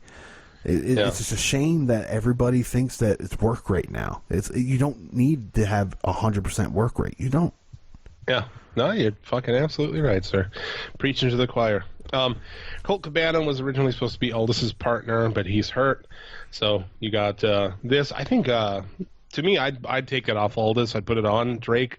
Drake turns on him after their tag match or something. I guess he didn't. But he needs to turn on him, and I would put on Drake over Aldis any day, twice on Sunday. Yeah, I agree. I agree 100%. I believe also during the ROH tapings, somebody else became the national champion. Was it James Storm? About it. I saw a Storm. Oh God, I saw something about it, like, oh, a new champion for this, and I didn't even bother to click it. I'm like, fuck. Just think about this now, Jim. This is your NWA roster, okay? Nick Aldis, Eli Drake, Colt Cabana, Willie Mack, and Sienna, Allison Kay. That is your roster. Well, the Willie Mack shit's not. He's an Impact man. Okay, well, he was the NWA National Champion for a while, but you almost hit the nail on the head. What do all these names, aside from Cabana, have in common? Actually, Cabana was an Impact once as well. So, yeah, they were all Impact. Like, at one point in time, all, like, Sienna, Nick Aldis, Eli Drake were all in Impact together. Yeah. So, like, NWA, to me, just looks like Impact. I'm not sure what the fuck Ring of Honor benefits by doing this shit. They don't. By putting this shit on their show. Like, I don't even know what they're doing with that. Probably pays them money to let him on the show. No. And don't get me started on the fact that, like, if anybody thinks Billy Corgan's going to come up with some fucking exciting idea, he is the blandest rock star in the fucking world. What creative storyline is he going to have other than playing slow fucking music that you stare at your shoes at? That's it. Hey, Billy That's all he's Corgan, going to do. Did you ever, like, have sex with a lot of groupies or something? No. No? Huh. Did you ever, like, do a bunch of fucking drugs and shit? Like, No. He didn't do anything. No, he just shaved his head and sang sad songs. That's it. I like a little bit of Smashing Pumpkins. I like 2 songs. Yeah. Well, you know. But, yeah, I don't know what the fuck's going on over there. I mean, what else do we want to talk about? Seth Rollins is a cunt? I don't know. Yeah, I mean, Seth Rollins needs somebody to handle social media. I don't think Seth Rollins should be handling his own social media anymore. He took so many Twitter L's this week, man. He fucking just, dude, crushed yourself. Like, I love it, like, too. Your top face of your company is on Twitter, just burying himself, man. He lost so many people. Yeah. Through that. I don't give a fuck about that guy anymore. Like, nope. I wasn't a big fan of him anyway. I was always like, whatever, you know. But now, fuck him. Yeah, I agree 100%. Travis showed me a tweet because we were having a few drinks before Fyter Fest. I ended up getting sloshed. I was so glad we didn't record Sunday morning because I was way too hungover. That's why I was so excited. I couldn't get out of bed. I have to talk about my back thing. Everybody's like, what happened? And they drink guesses, and I'm like, no, it's even stupider than that. So I have to tell them all. Anyway, go ahead. But he showed me a tweet, and this was after all that went down, and it was a picture of a not allowed enter, no entry, can't do rules for a music festival. And at the bottom it said Seth Rollins is not allowed. Oh yeah, I've seen that. And somebody commented on it, and the guy replied, "It's not the first festival that Seth Rollins has been banned from." It's like, oh, this guy is a fucking piece of shit. Why is he banned from festivals anyway? He's probably just a belligerent drunk when he gets out there. He's just a dickhead, because he seems like a fucking dickhead here. I thought it was a joke or something when I saw one, like, this is a while back where I saw that. I had no idea. It's one of those things where the way he conducts himself, like, especially when you look at it, his friend Dean Ambrose left. He didn't quit. His contract was up and he decided not to resign. Yeah. And him opening up about his thoughts on John Moxley. It's just... This guy does not have your back, A. He's not actually your friend. He's just a fair weather friend. When you're around, he's okay. When you're not, you're dead to him. Yeah. And the guy's the fucking Nazi sympathizer, guys. He is a piece of shit. I know. I mean, he fucked come on. To be fair, I would fuck a Nazi bitch. I don't care if she's hot. I'd be like, wow, I really don't agree with her politics. I really don't agree with her outlook at all, but I'd fuck her. I would. Come on. I wouldn't date her, though. He's kind of dating her. Well, see, exactly. How do you date somebody that's a Nazi sympathizer? You can't. No. Unless you're a piece of shit yourself. You can one time fuck one, though. I'll give that a pass, because I would do that. I would do that. If she was hot enough and I didn't know, sure. But, like, if she was hot and I heard her say "down with the Jews," I'd be like, "I'm not gonna fuck you, dude." I'd be I kind of wish she would take the armband off, but I guess. I wish there wasn't a swastika just tattooed right between her tits, but fuck. I guess I'll come on it, I guess. Yeah, exactly. Just bust a nut on it, dude. So yeah, that's exactly it. And it's not even like, when somebody you work with gets a new job, you're like, fuck yeah, dude, congrats, man. I hope, you're bettering yourself. It's better for you or whatever. Especially when it's your friend. Fuck this guy, dude. He's just trying to be company guy. What they think being the man is, like just being out there and like to say we have the best wrestling in the world, especially after that god awful match with Baron Corbin. The only match I watched from that show because I was like, I just got to see the main event of this show. I don't blame you. No, I just watched that goddamn thing. I heard Ricochet and Joe was a good match, but then like people are like, oh, that was a really good match. Like, what other wrestling do you watch every week, dude? Like, do you watch other shit? Because I feel like you don't. Because if you did, you would see that this is probably not. I've never seen it, but I mean, there's no way it's like a blowaway fucking match, man. No, come on. In WWE, you can't really. You're not given the restraints to do that. When is the last match in WWE? Here's a good question that you were like, fuck yeah, this is like 5 stars, great match. It would have to be. It's not it's to do with story. The last match that the WWE did that really got me pumped would be probably outside of NXT, Punk and Cena at Money in the Bank. Just because of the story around it. That was in 2011? 12? Okay. Well, there you go. Maybe. But yeah, story-wise, but I'm saying like a great fucking, would you say that's a 5-star match? No. Oh, no. It was a great story. But the match itself really brings it, the story makes the match better, not vice versa. You know what I mean? How like a lot of times in today's day and age, the match itself makes the story a bit better because there's not really much story and there's a lot of match. Where in this case, the story itself around it really played well with the match, and it kind of made the match better than what it was. I'd be hard pressed to name one, honestly, because like the 5-star kick-ass, like holy fuck, this is a great match. Like the matches we see come out of Japan once a month, twice a month. Well, maybe not that much, but at that point in time too, you're taking two completely different styles. You can't compare New Japan and WWE together. It's not possible. It's saying, like comparing if people want to say it's lemons. A great match, then I mean, but there's many different instances of great match though. You can have a great match and not have a Japanese kill yourself style. Like if you look at Rock and Austin from WrestleMania 17, I would put that as a 5-star match. I thought it was a great story. It had good work. It told everything you needed to do.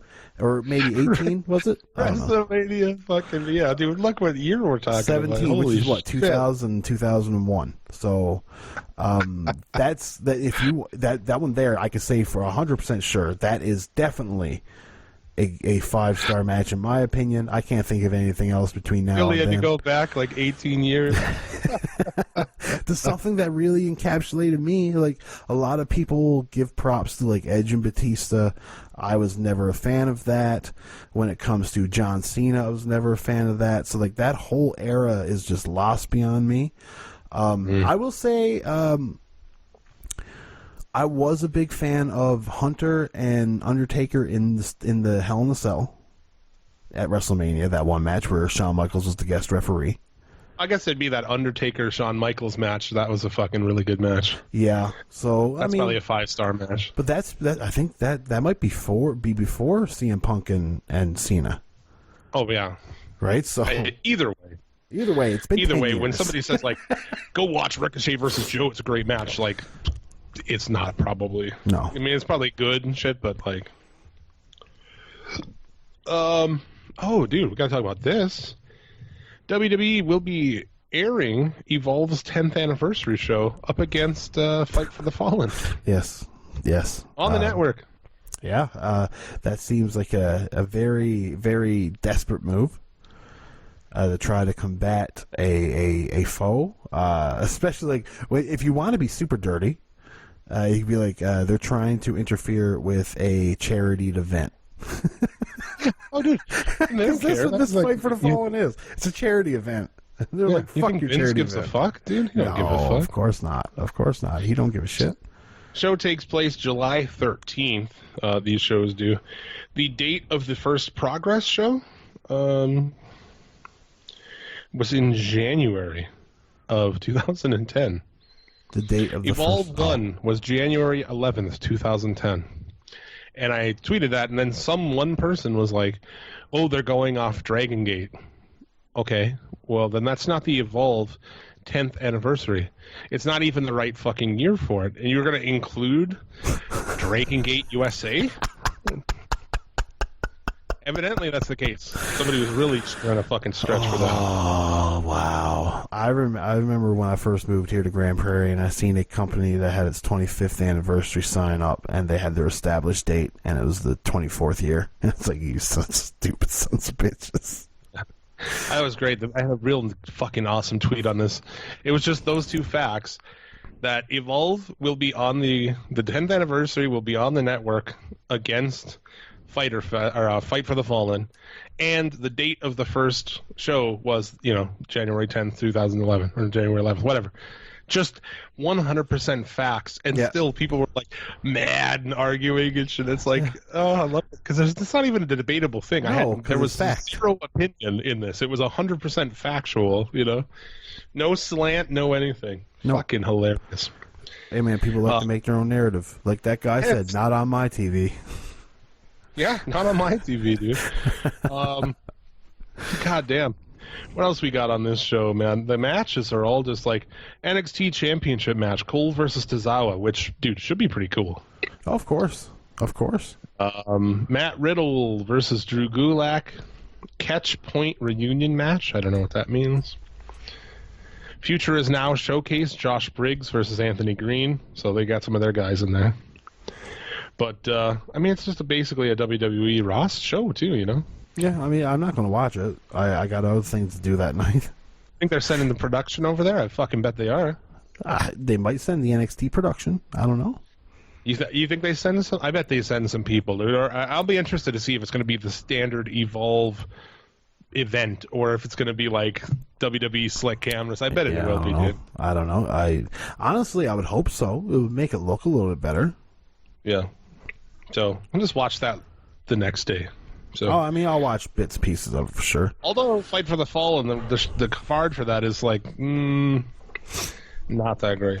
Well, there's only a couple matches announced so far, right? You got Brandy and Allie, which I hope is on the pre-show. It's going to be terrible, dude. It's going to be absolutely abysmal. Kenny Omega and CIMA. And then you got Cody and Dustin against the Young Bucks. That's the best match on the show. Probably, but we don't know what else is there, right? We could get MJF and Hangman. I don't see him doing that on that small show. And they might not, but who knows? Who knows? They got to do something. They got to get 2 hours somewhere. So, LAX's contracts are about to expire here in the summer with Impact. They have a match coming up this Sunday on Slammiversary defending the tag belts.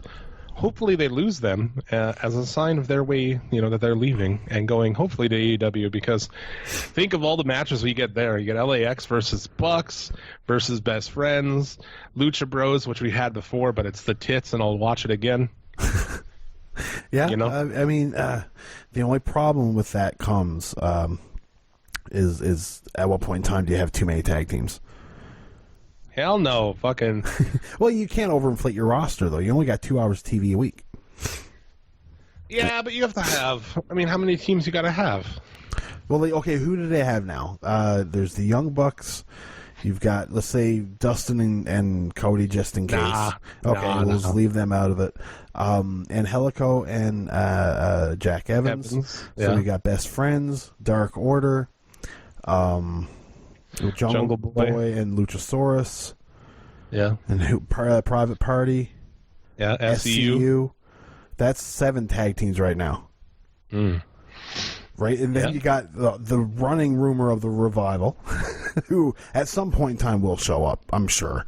Unless they're given some monumental fucking money deal. And then LAX, that's if I were to do it, that would be the last 2 tag teams I would put in there for the time being. I wouldn't hire anybody else until that is sorted out. You know what I mean? And then we'll go for it from there. But I would like to see LAX in the mix with all those guys. 100%. Yeah, dude. What do you want to re-sign with Impact? No. And then the other interested party is WWE. It's WWE and AEW. Yeah, and WWE just wants to shove him in NXT for years. Yeah. The Latin American experience, dude. Almost right stuff. Fuck me. Lay. Yeah. Oh my God. I mean, if it's even, how much less money would you take from AEW than WWE to go there? As long as I got a fucking, this is okay. As long as I can live, I don't care. You know what I mean? Like if I you just want, I mean, like, dude, WWE would be, by all accounts, is like not an enjoyable place to be. No, of course not. You're on the road. Not if you want to actually like create and do and have a life. If you just want to get paid and shit. Like it's one of those things where like God. WWE could offer me millions. If AEW offered me 100,000, I'd be like, okay. Mike Bennett, we talked about this last week. How he resigned, and I was like, dude, if he resigned, that's fine. You better shut the fuck up. And he has not shut the fuck up. No. I know. God damn it. Ridiculous. I used to like that dude. I used to be like, whatever. I get it. But like now I'm just, dude, that's it. Like you said last week, it's that guy that bitches about his girlfriend, then you find out they're getting engaged. So it's like... Yeah. Let's see. WWE no longer has... Did we talk about that last week? No, or is this a new thing? Commercial breaks? Where they just have like every match is 2 out of 3 falls and shit? I mean, it just cements the fact I'll never watch weekly WWE television again. It's fucking unbelievable, dude. I can't even begin. And like they stop matches, so if you're there, the matches, like there's no matches between. It's just people come out and talk and shit. Like going to Raw was terrible before, but now, holy fuck. Yeah, we're gonna look back on this time. If this Earth is still around in 20 years, we'll look back at this time and just marvel in the fact that WWE thought it was a good idea to have a show full of 2 out of 3 falls matches so they wouldn't work through commercials. Like through all these years, the last 20, 30 years of working through commercials, and now all of a sudden it's a problem? All people asked was like, hey, how about you don't fucking go to commercial for the comeback? Yeah. Like just do commercials in a logical place, and of course their reaction is just to go completely the other way. Yeah. Well, we just won't do it then. I can't, man. It's the worst girlfriend you ever had. She'll take everything you said and she'll turn it to the nth degree and make it your fault. That's it. Extreme Rules is like a week or 2 weeks or something. I don't give a fuck. Yeah, I don't give. Have you seen the card for that? Like that's another WWE show I'm probably going to skip. Like really though, it's absolute garbage. Like at least a year ago, the main shows were okay. Like if you watched the network shows, at least you had a half of a show to grasp onto that was somewhat decent. Now, whew, man. Yeah. Do you have any other news? No, we've blown through the news, and I feel like even if I did have more news right now, I'd probably say no as well because we are 2 hours into this show. Yeah.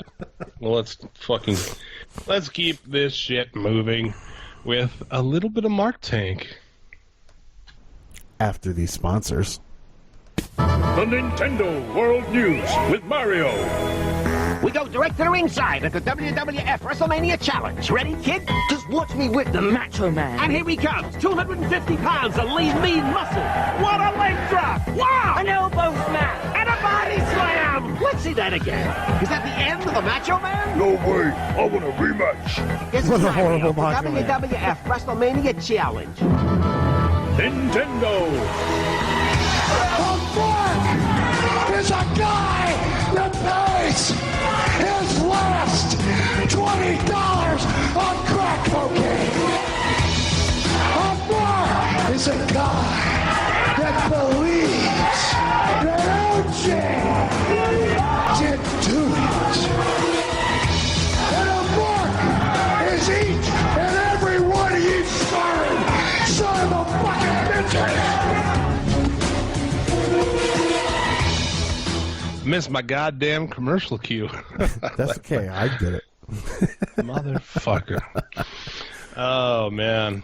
We've got some shit this week. It's a mixed bag. It's about all kinds of shit. So, yeah, let's see what we got. Okay. This was Cody. Dude, we got to start with Cody Collier, man. He's here every week. He's here every week. There was some article about you know, or was about these Rollins and Ospreay shit. And he responds by saying, "Yep, Ospreay is great, but Shane is better." Yeah, talking about Shane McMahon. What? B-Swing 22, he sent that over to us. He listens to the show. He's just like, fucking moron. I try not to be an asshole to people on social media, but sometimes when people do shit, it's just like, dude, can't forgive this. Let's see, Cody Collier again. No, he was talking about Ambrose. He was defending Seth Rollins shitting on his so-called friend. No, he didn't. Ambrose was WWE champion. Ambrose was booked to perfection more often than not. He wasn't as good as Seth and Roman. As simple as that. I like Dean/John, but I like how WWE booked him 99.9% of the time. He's the weak link of the Shield. Piss in your face. What a fucking... That's a hot take right there. This kid is like the worst fucking tweets ever. Well, I mean, Jesus Christ, he probably can't read. He probably can't see because his eyes are too fucking far apart. He can read, obviously. And if you do run into the guy, don't be a prick to him, you know. No, like, there's no need to be a prick to him. Don't make fun of his eyes being far apart. That's just me. It's just, well, we do it on the show. There's a different thing of, like, reading what you said and laughing at it, you know, versus, like, attacking you or, you know what I'm saying? I don't do that shit because, you know, we're all brothers under the sun, even if some of us aren't as smart as the other ones, you know? And some of us just have further apart eyes than the other. Yeah, well, you know, and some of us can see what's happening to the left and the right at the same time. Some of us see straight ahead. That's just life, man. Yeah.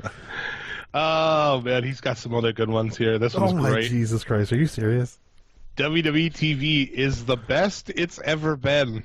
It isn't lazy. Alexa is the best option since she's championship material, and everyone else is feuding for the most part. If it was lazy, they wouldn't be doing it.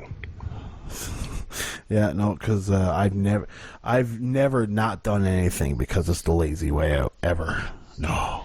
Like, I get people being like, you know, I like WWE. I guess I understand that. But, like, to say that it's the best, the TV is the best it's ever been. Like, I don't even, how would you even come to such a conclusion? Well, I mean, I know exactly how you come to some conclusion. The modern day WWE is all you've ever watched. Yeah, but this is worse than it was a year ago, which is worse than it was a year ago. I mean, yeah, that's fair. You're right. This is the all-time low, isn't it? I would say I've never. Well, you know what? Let me say this: the Raws in '96 that we're doing right now are the worst wrestling I may have ever seen in my life. Wrestling, but like no, the whole thing. The whole thing. It's at this point in time, Raw is still only 45 minutes. They haven't went from Raw to Warzone. Literally, it's just squash matches still. There's barely any story told in it, and it's not very good. People liken this to 95, you know, and rightfully so. 95 sucked, but like 95 was more entertaining because, like, a dude came out and played guitar solos in the ring, you know, before his match, or a dude wore a giant like fucking buffalo head on his head, you know. If you want to claim that Mantar was a good part of an entertaining part of WWE, dude, go for it. I'm backing away from this one though. More entertaining than what's happening right now. In like a stupid way, obviously, but like going back and shit, like, you know, having an evil dentist or a fucking garbage man and shit, fake like, it's diesel, something. Fake razor. Like, what is Raw right now? It's like, it's nothing. What is anybody? You know, it's like, I don't know. I'd rather watch fucking shit from 95 than right now. That's fair, Because it's terrible, but at least it's in like a so bad it's good. I mean, at least you got an hour versus 3. I'd watch 3 of those before I'd watch a Raw. Just saying. I should get you on the next Federation on Shuffle there. Yeah. To talk about fucking 1996 Raws. See how you like it. The Baron Corbin thing, as we were talking about earlier, he's the best heel, according to these people. Yeah. Joe Marlowe, House Show Joe, says, I don't know about the best, but he's pretty good. He's got Miz heat. People genuinely dislike him and want to root against him, instead of heels that are liked more than some faces. like KO or Joe. Taking care of guys in the ring is a big deal. 10 years from now, he'll be a cornerstone of WWE. Yeah, Baron Corbin, dude. He's a great heel. Wow. Miz Heat. Pretty sure Miz Heat is the same as X-Pac Heat. You guys gotta check this dude up. He's got Miz Heat. This guy on Twitter, Israel Carbuckle. Holy fuck, man. This guy, I don't know. He's like the ultimate Lacey Evans stan. Oh. Did you see that shit? Like, Chico was here, sent it over, listening to him. Shout out to him. But, like, this guy gets pissed, you know? He's like, keep running your fucking mouth about Lacey. Now, this is where I draw the line, though. Because obviously he's mentally handicapped. Obviously. No, he's not. Oh, of course he is. Nobody's this blind without being mentally handicapped, in my opinion. Look at him. I mean, he doesn't look fucking... Just because he looks... I've met many people that look normal, but were fucked. Completely fucked. Like, I'm a cunt hair away, Jim, from being fucked myself. Like, give me a break. He's like, she fucking follows me. She does follow him, by the way. He's like, this guy's one of the, like, 350 people she follows. I have no idea. He's pictures him in a t-shirt. I suppose if he stands you, like, every fucking day constantly, you just gotta do it. Yeah. God, check that guy out, though. I got tagged in one of the things, and I read through the conversations. Like, I'm not touching this with a 5-foot pole. I see what he said. He tagged you. But yeah, it's like, you know, Chico was here. He got a fucking, you know, he got a bite, and he just fucking reeled this kid in. It was great. Oh, he did. Like, I applaud his ability to fucking reel in a big fish. But like, I truly believe he's mentally handicapped. He's lacking somewhere. That's what I do with Cody Collier. I'll fucking like, oh yeah, tell me what the best women's wrestlings were, you know, matches were of all time. I'll just reel that bitch in. At one point, the guy says, I don't have time for this negativity shit for the last fucking time. Remove yourself from my fucking account. Like, what? And then he blocked him. So, you know, this guy will probably be back on the show because he's a fucking gem. Oh, I found it. Yeah, Israel Carbuckle 3. Yeah. Does he have any recent ones in there that are like live editions? I'll never forget the end of that 7-on-2 match with the squad locked in the cage and they knocked out Vince McMahon cuddling with Mitch. I think he's talking about Spirit Squad. See, this guy will never forget Spirit Squad. He also has a fascination with Melina. He said this week in wrestling, Rhea Melina had her very first pay-per-view feud with Tori Wilson at Great American Bash. Wow. Oh. Yeah, that picture is like with that Lacey Evans shirt on too. What? His profile picture, he's wearing a Lacey Evans shirt. I guess they make those. And if you look at his Twitter profile, you know how it shows you all the photos you've posted? Yeah. It's literally 6 of the exact same photo. It is of Lacey Evans with a Air Jordan symbol, and it said off-white. He says, my lady has sneakers now. I don't know if he...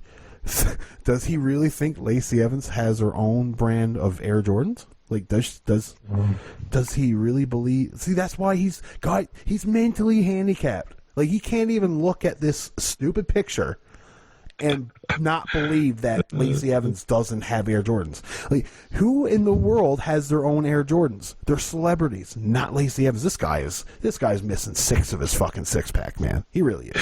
The elevator doesn't go to the top floor. No, it definitely doesn't. He beats off out of his window at night, 100%. Dropping fucking knuckle children onto the ground like fucking comets. Yeah. Man, that is some good shit. Let's see what else. I should have been doing this while I was... Like, literally, the picture is posted 6 times because he's trying to get people to tell him where he can get these shoes.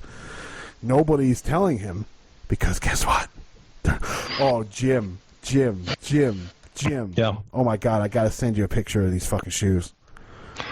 All right. Well, I've got to. We'll do that. Charles Jonas, it's a WWE Stomping Ground match, was great. WWE forever. Ignore AEW tit suckers. I've sent it to you through Facebook. Now, this guy actually believes that these are real shoes. If they're real shoes, I'm sorry. But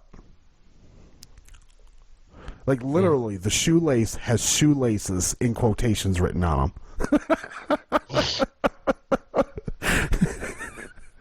I mean, they're like custom made by someone. I don't know.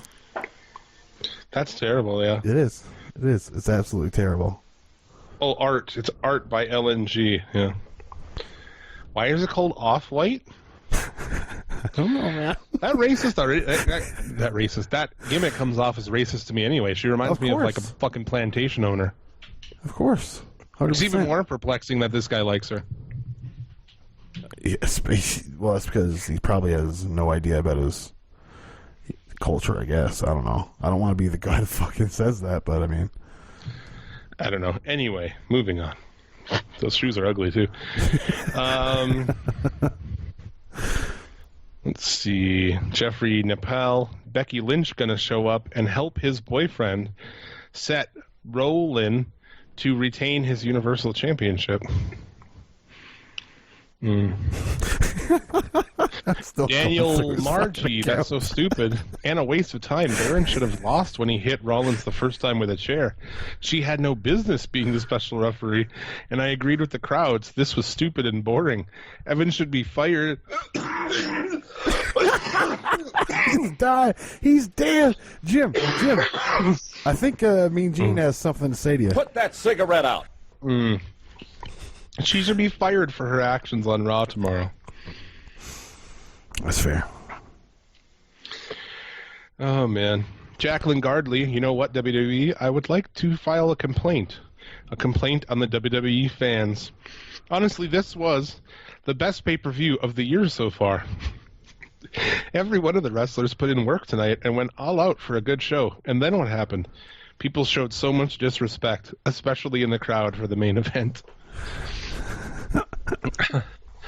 About, what, 4,000 people in a place that holds like 18,000? I mean, at least it's not going to be overtly warm. Yeah. When I have room to spread out, you can sit wherever. I'd be stoked on that. I would too, honestly. Go into it, I'd be like, oh, sweet, I'm not going to have to sit next to some random fucking person. It's like when you get on an airplane, you really hope nobody sits next to you. Sean Martin, well, AEW fanboys, okay, sorry. Oh, yeah. Well, AEW fanboys, were you amazed Stomping Grounds was good and had some unexpected moments? Let's see All Out top this. Oh, wow. So, I'm still on Israel Carbuckle's page. Yeah. And he sends out a tweet 5 hours ago. This guy tweets nonstop. Like, he's constantly tweeting. So does Cody Collier, man. It's like some people kind of send them over to me because, like, I was like, oh, I'm going to go search for some. But you can't because they tweet, like, 500 things a day. Yeah. You know? Like, what do I wear for my podiatry appointment today? It's just a picture of this fucking Lacey Evans shirt. It's just like, you fucking loser. Jesus Christ, man. Why don't you just let everybody in the world know you never get laid? Yeah. Even your podiatrist. Fuck. I did have a bunch of shit, from Rollins. I was just gonna add him, but we've all read those, so. Oh man, that shit he had with Ospreay this week was so fucking embarrassing. Yeah, no, it really was. I would be embarrassed.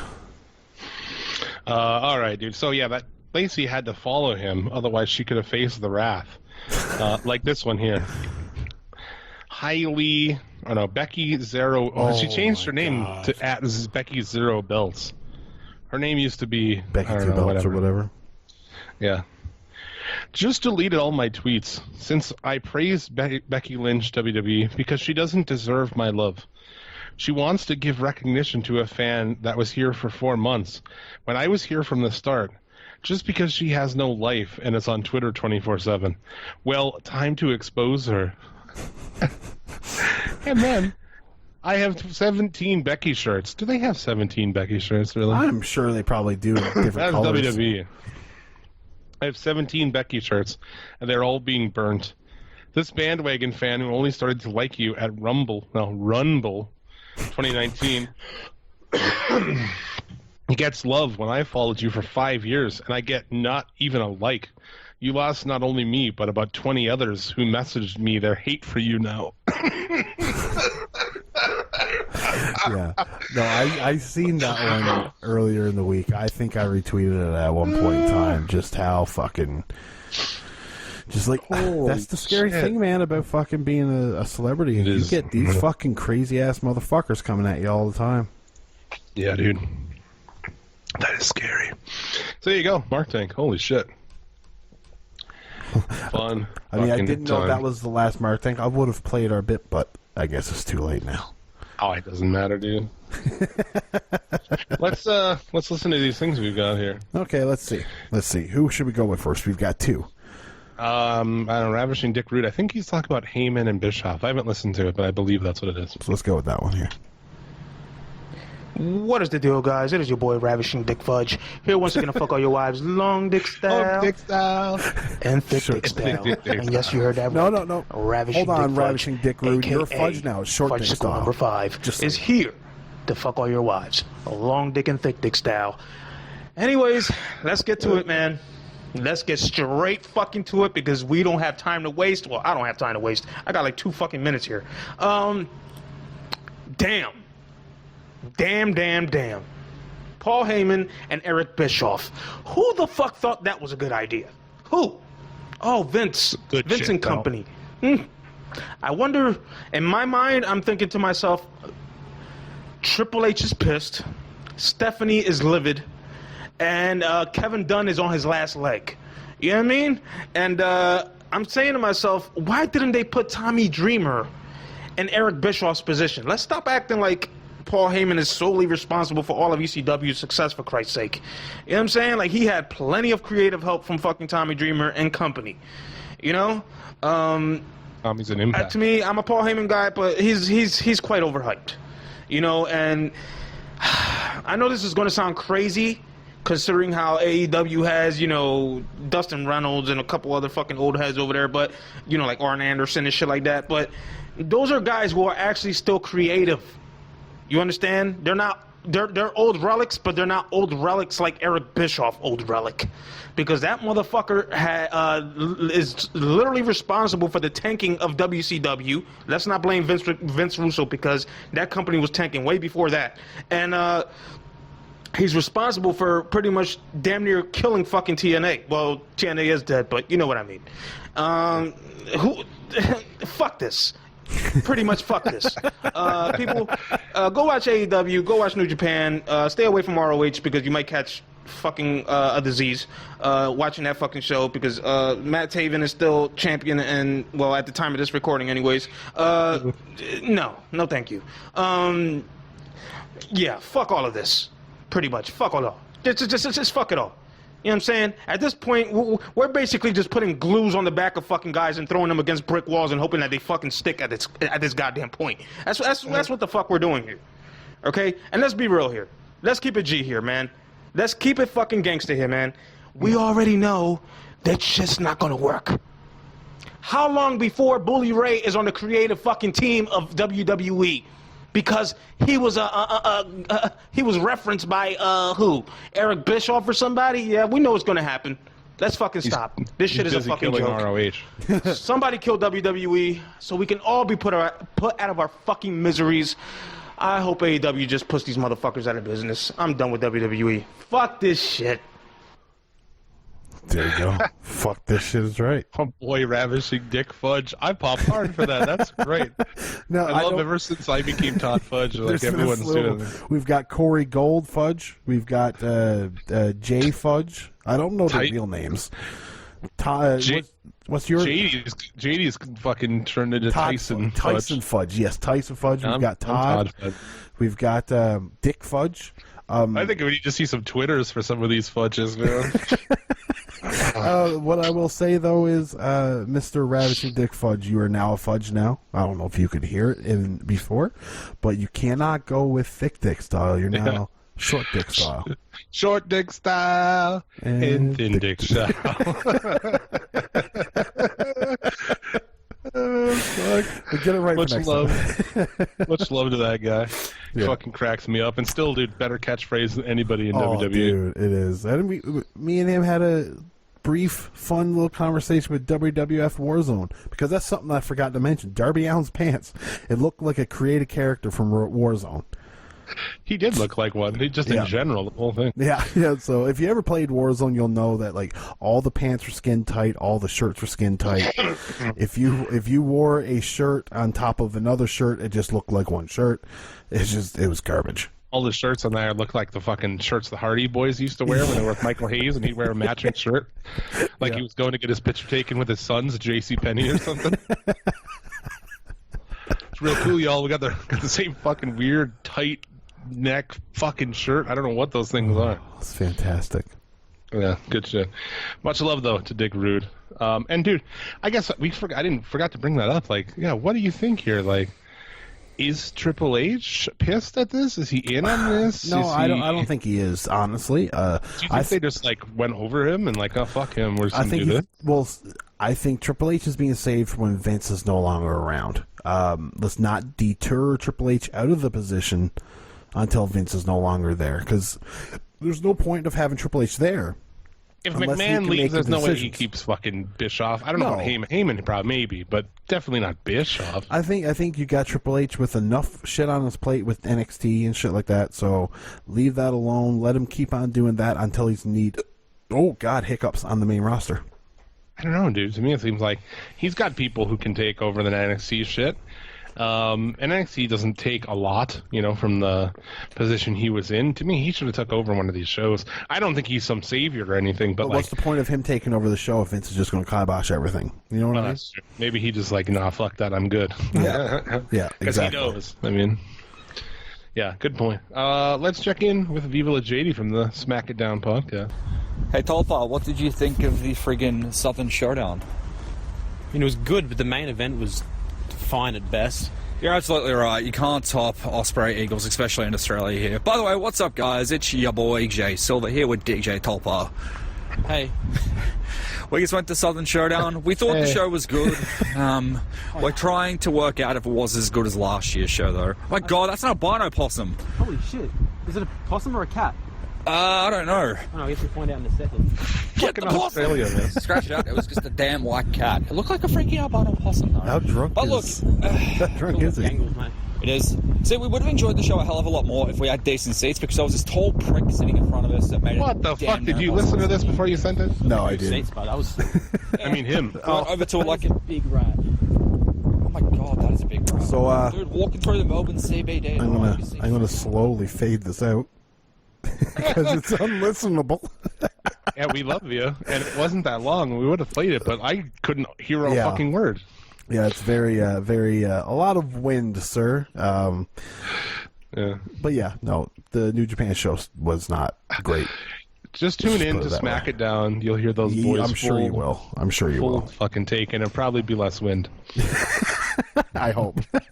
Yeah, right. No, there'll definitely be less wind. I give you 100% guarantee. Yeah.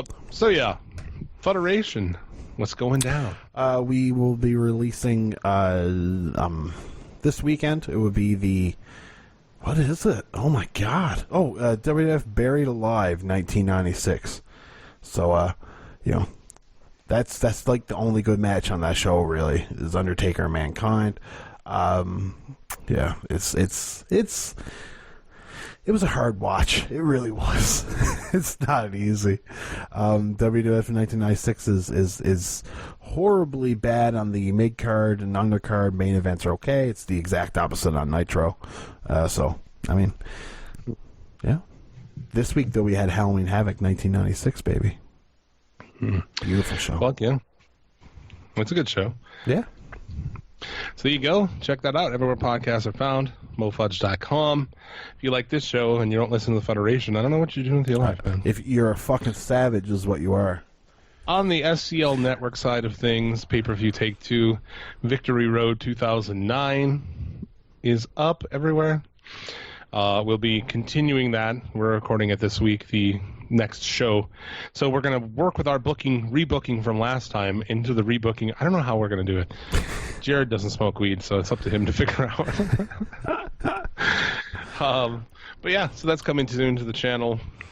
Also, They Live for Horror will be out Wednesday next week.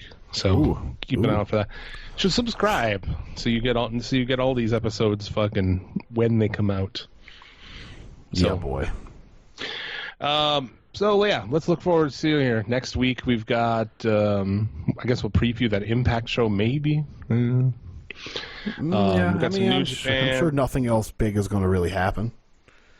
Yeah, we got New Japan coming up this weekend as well. There's some good fucking matches on these shows too, so we'll have a lot to talk about next week. But do you have anything else to add this week? No. Wind is your enemy. Yeah, wind is the enemy.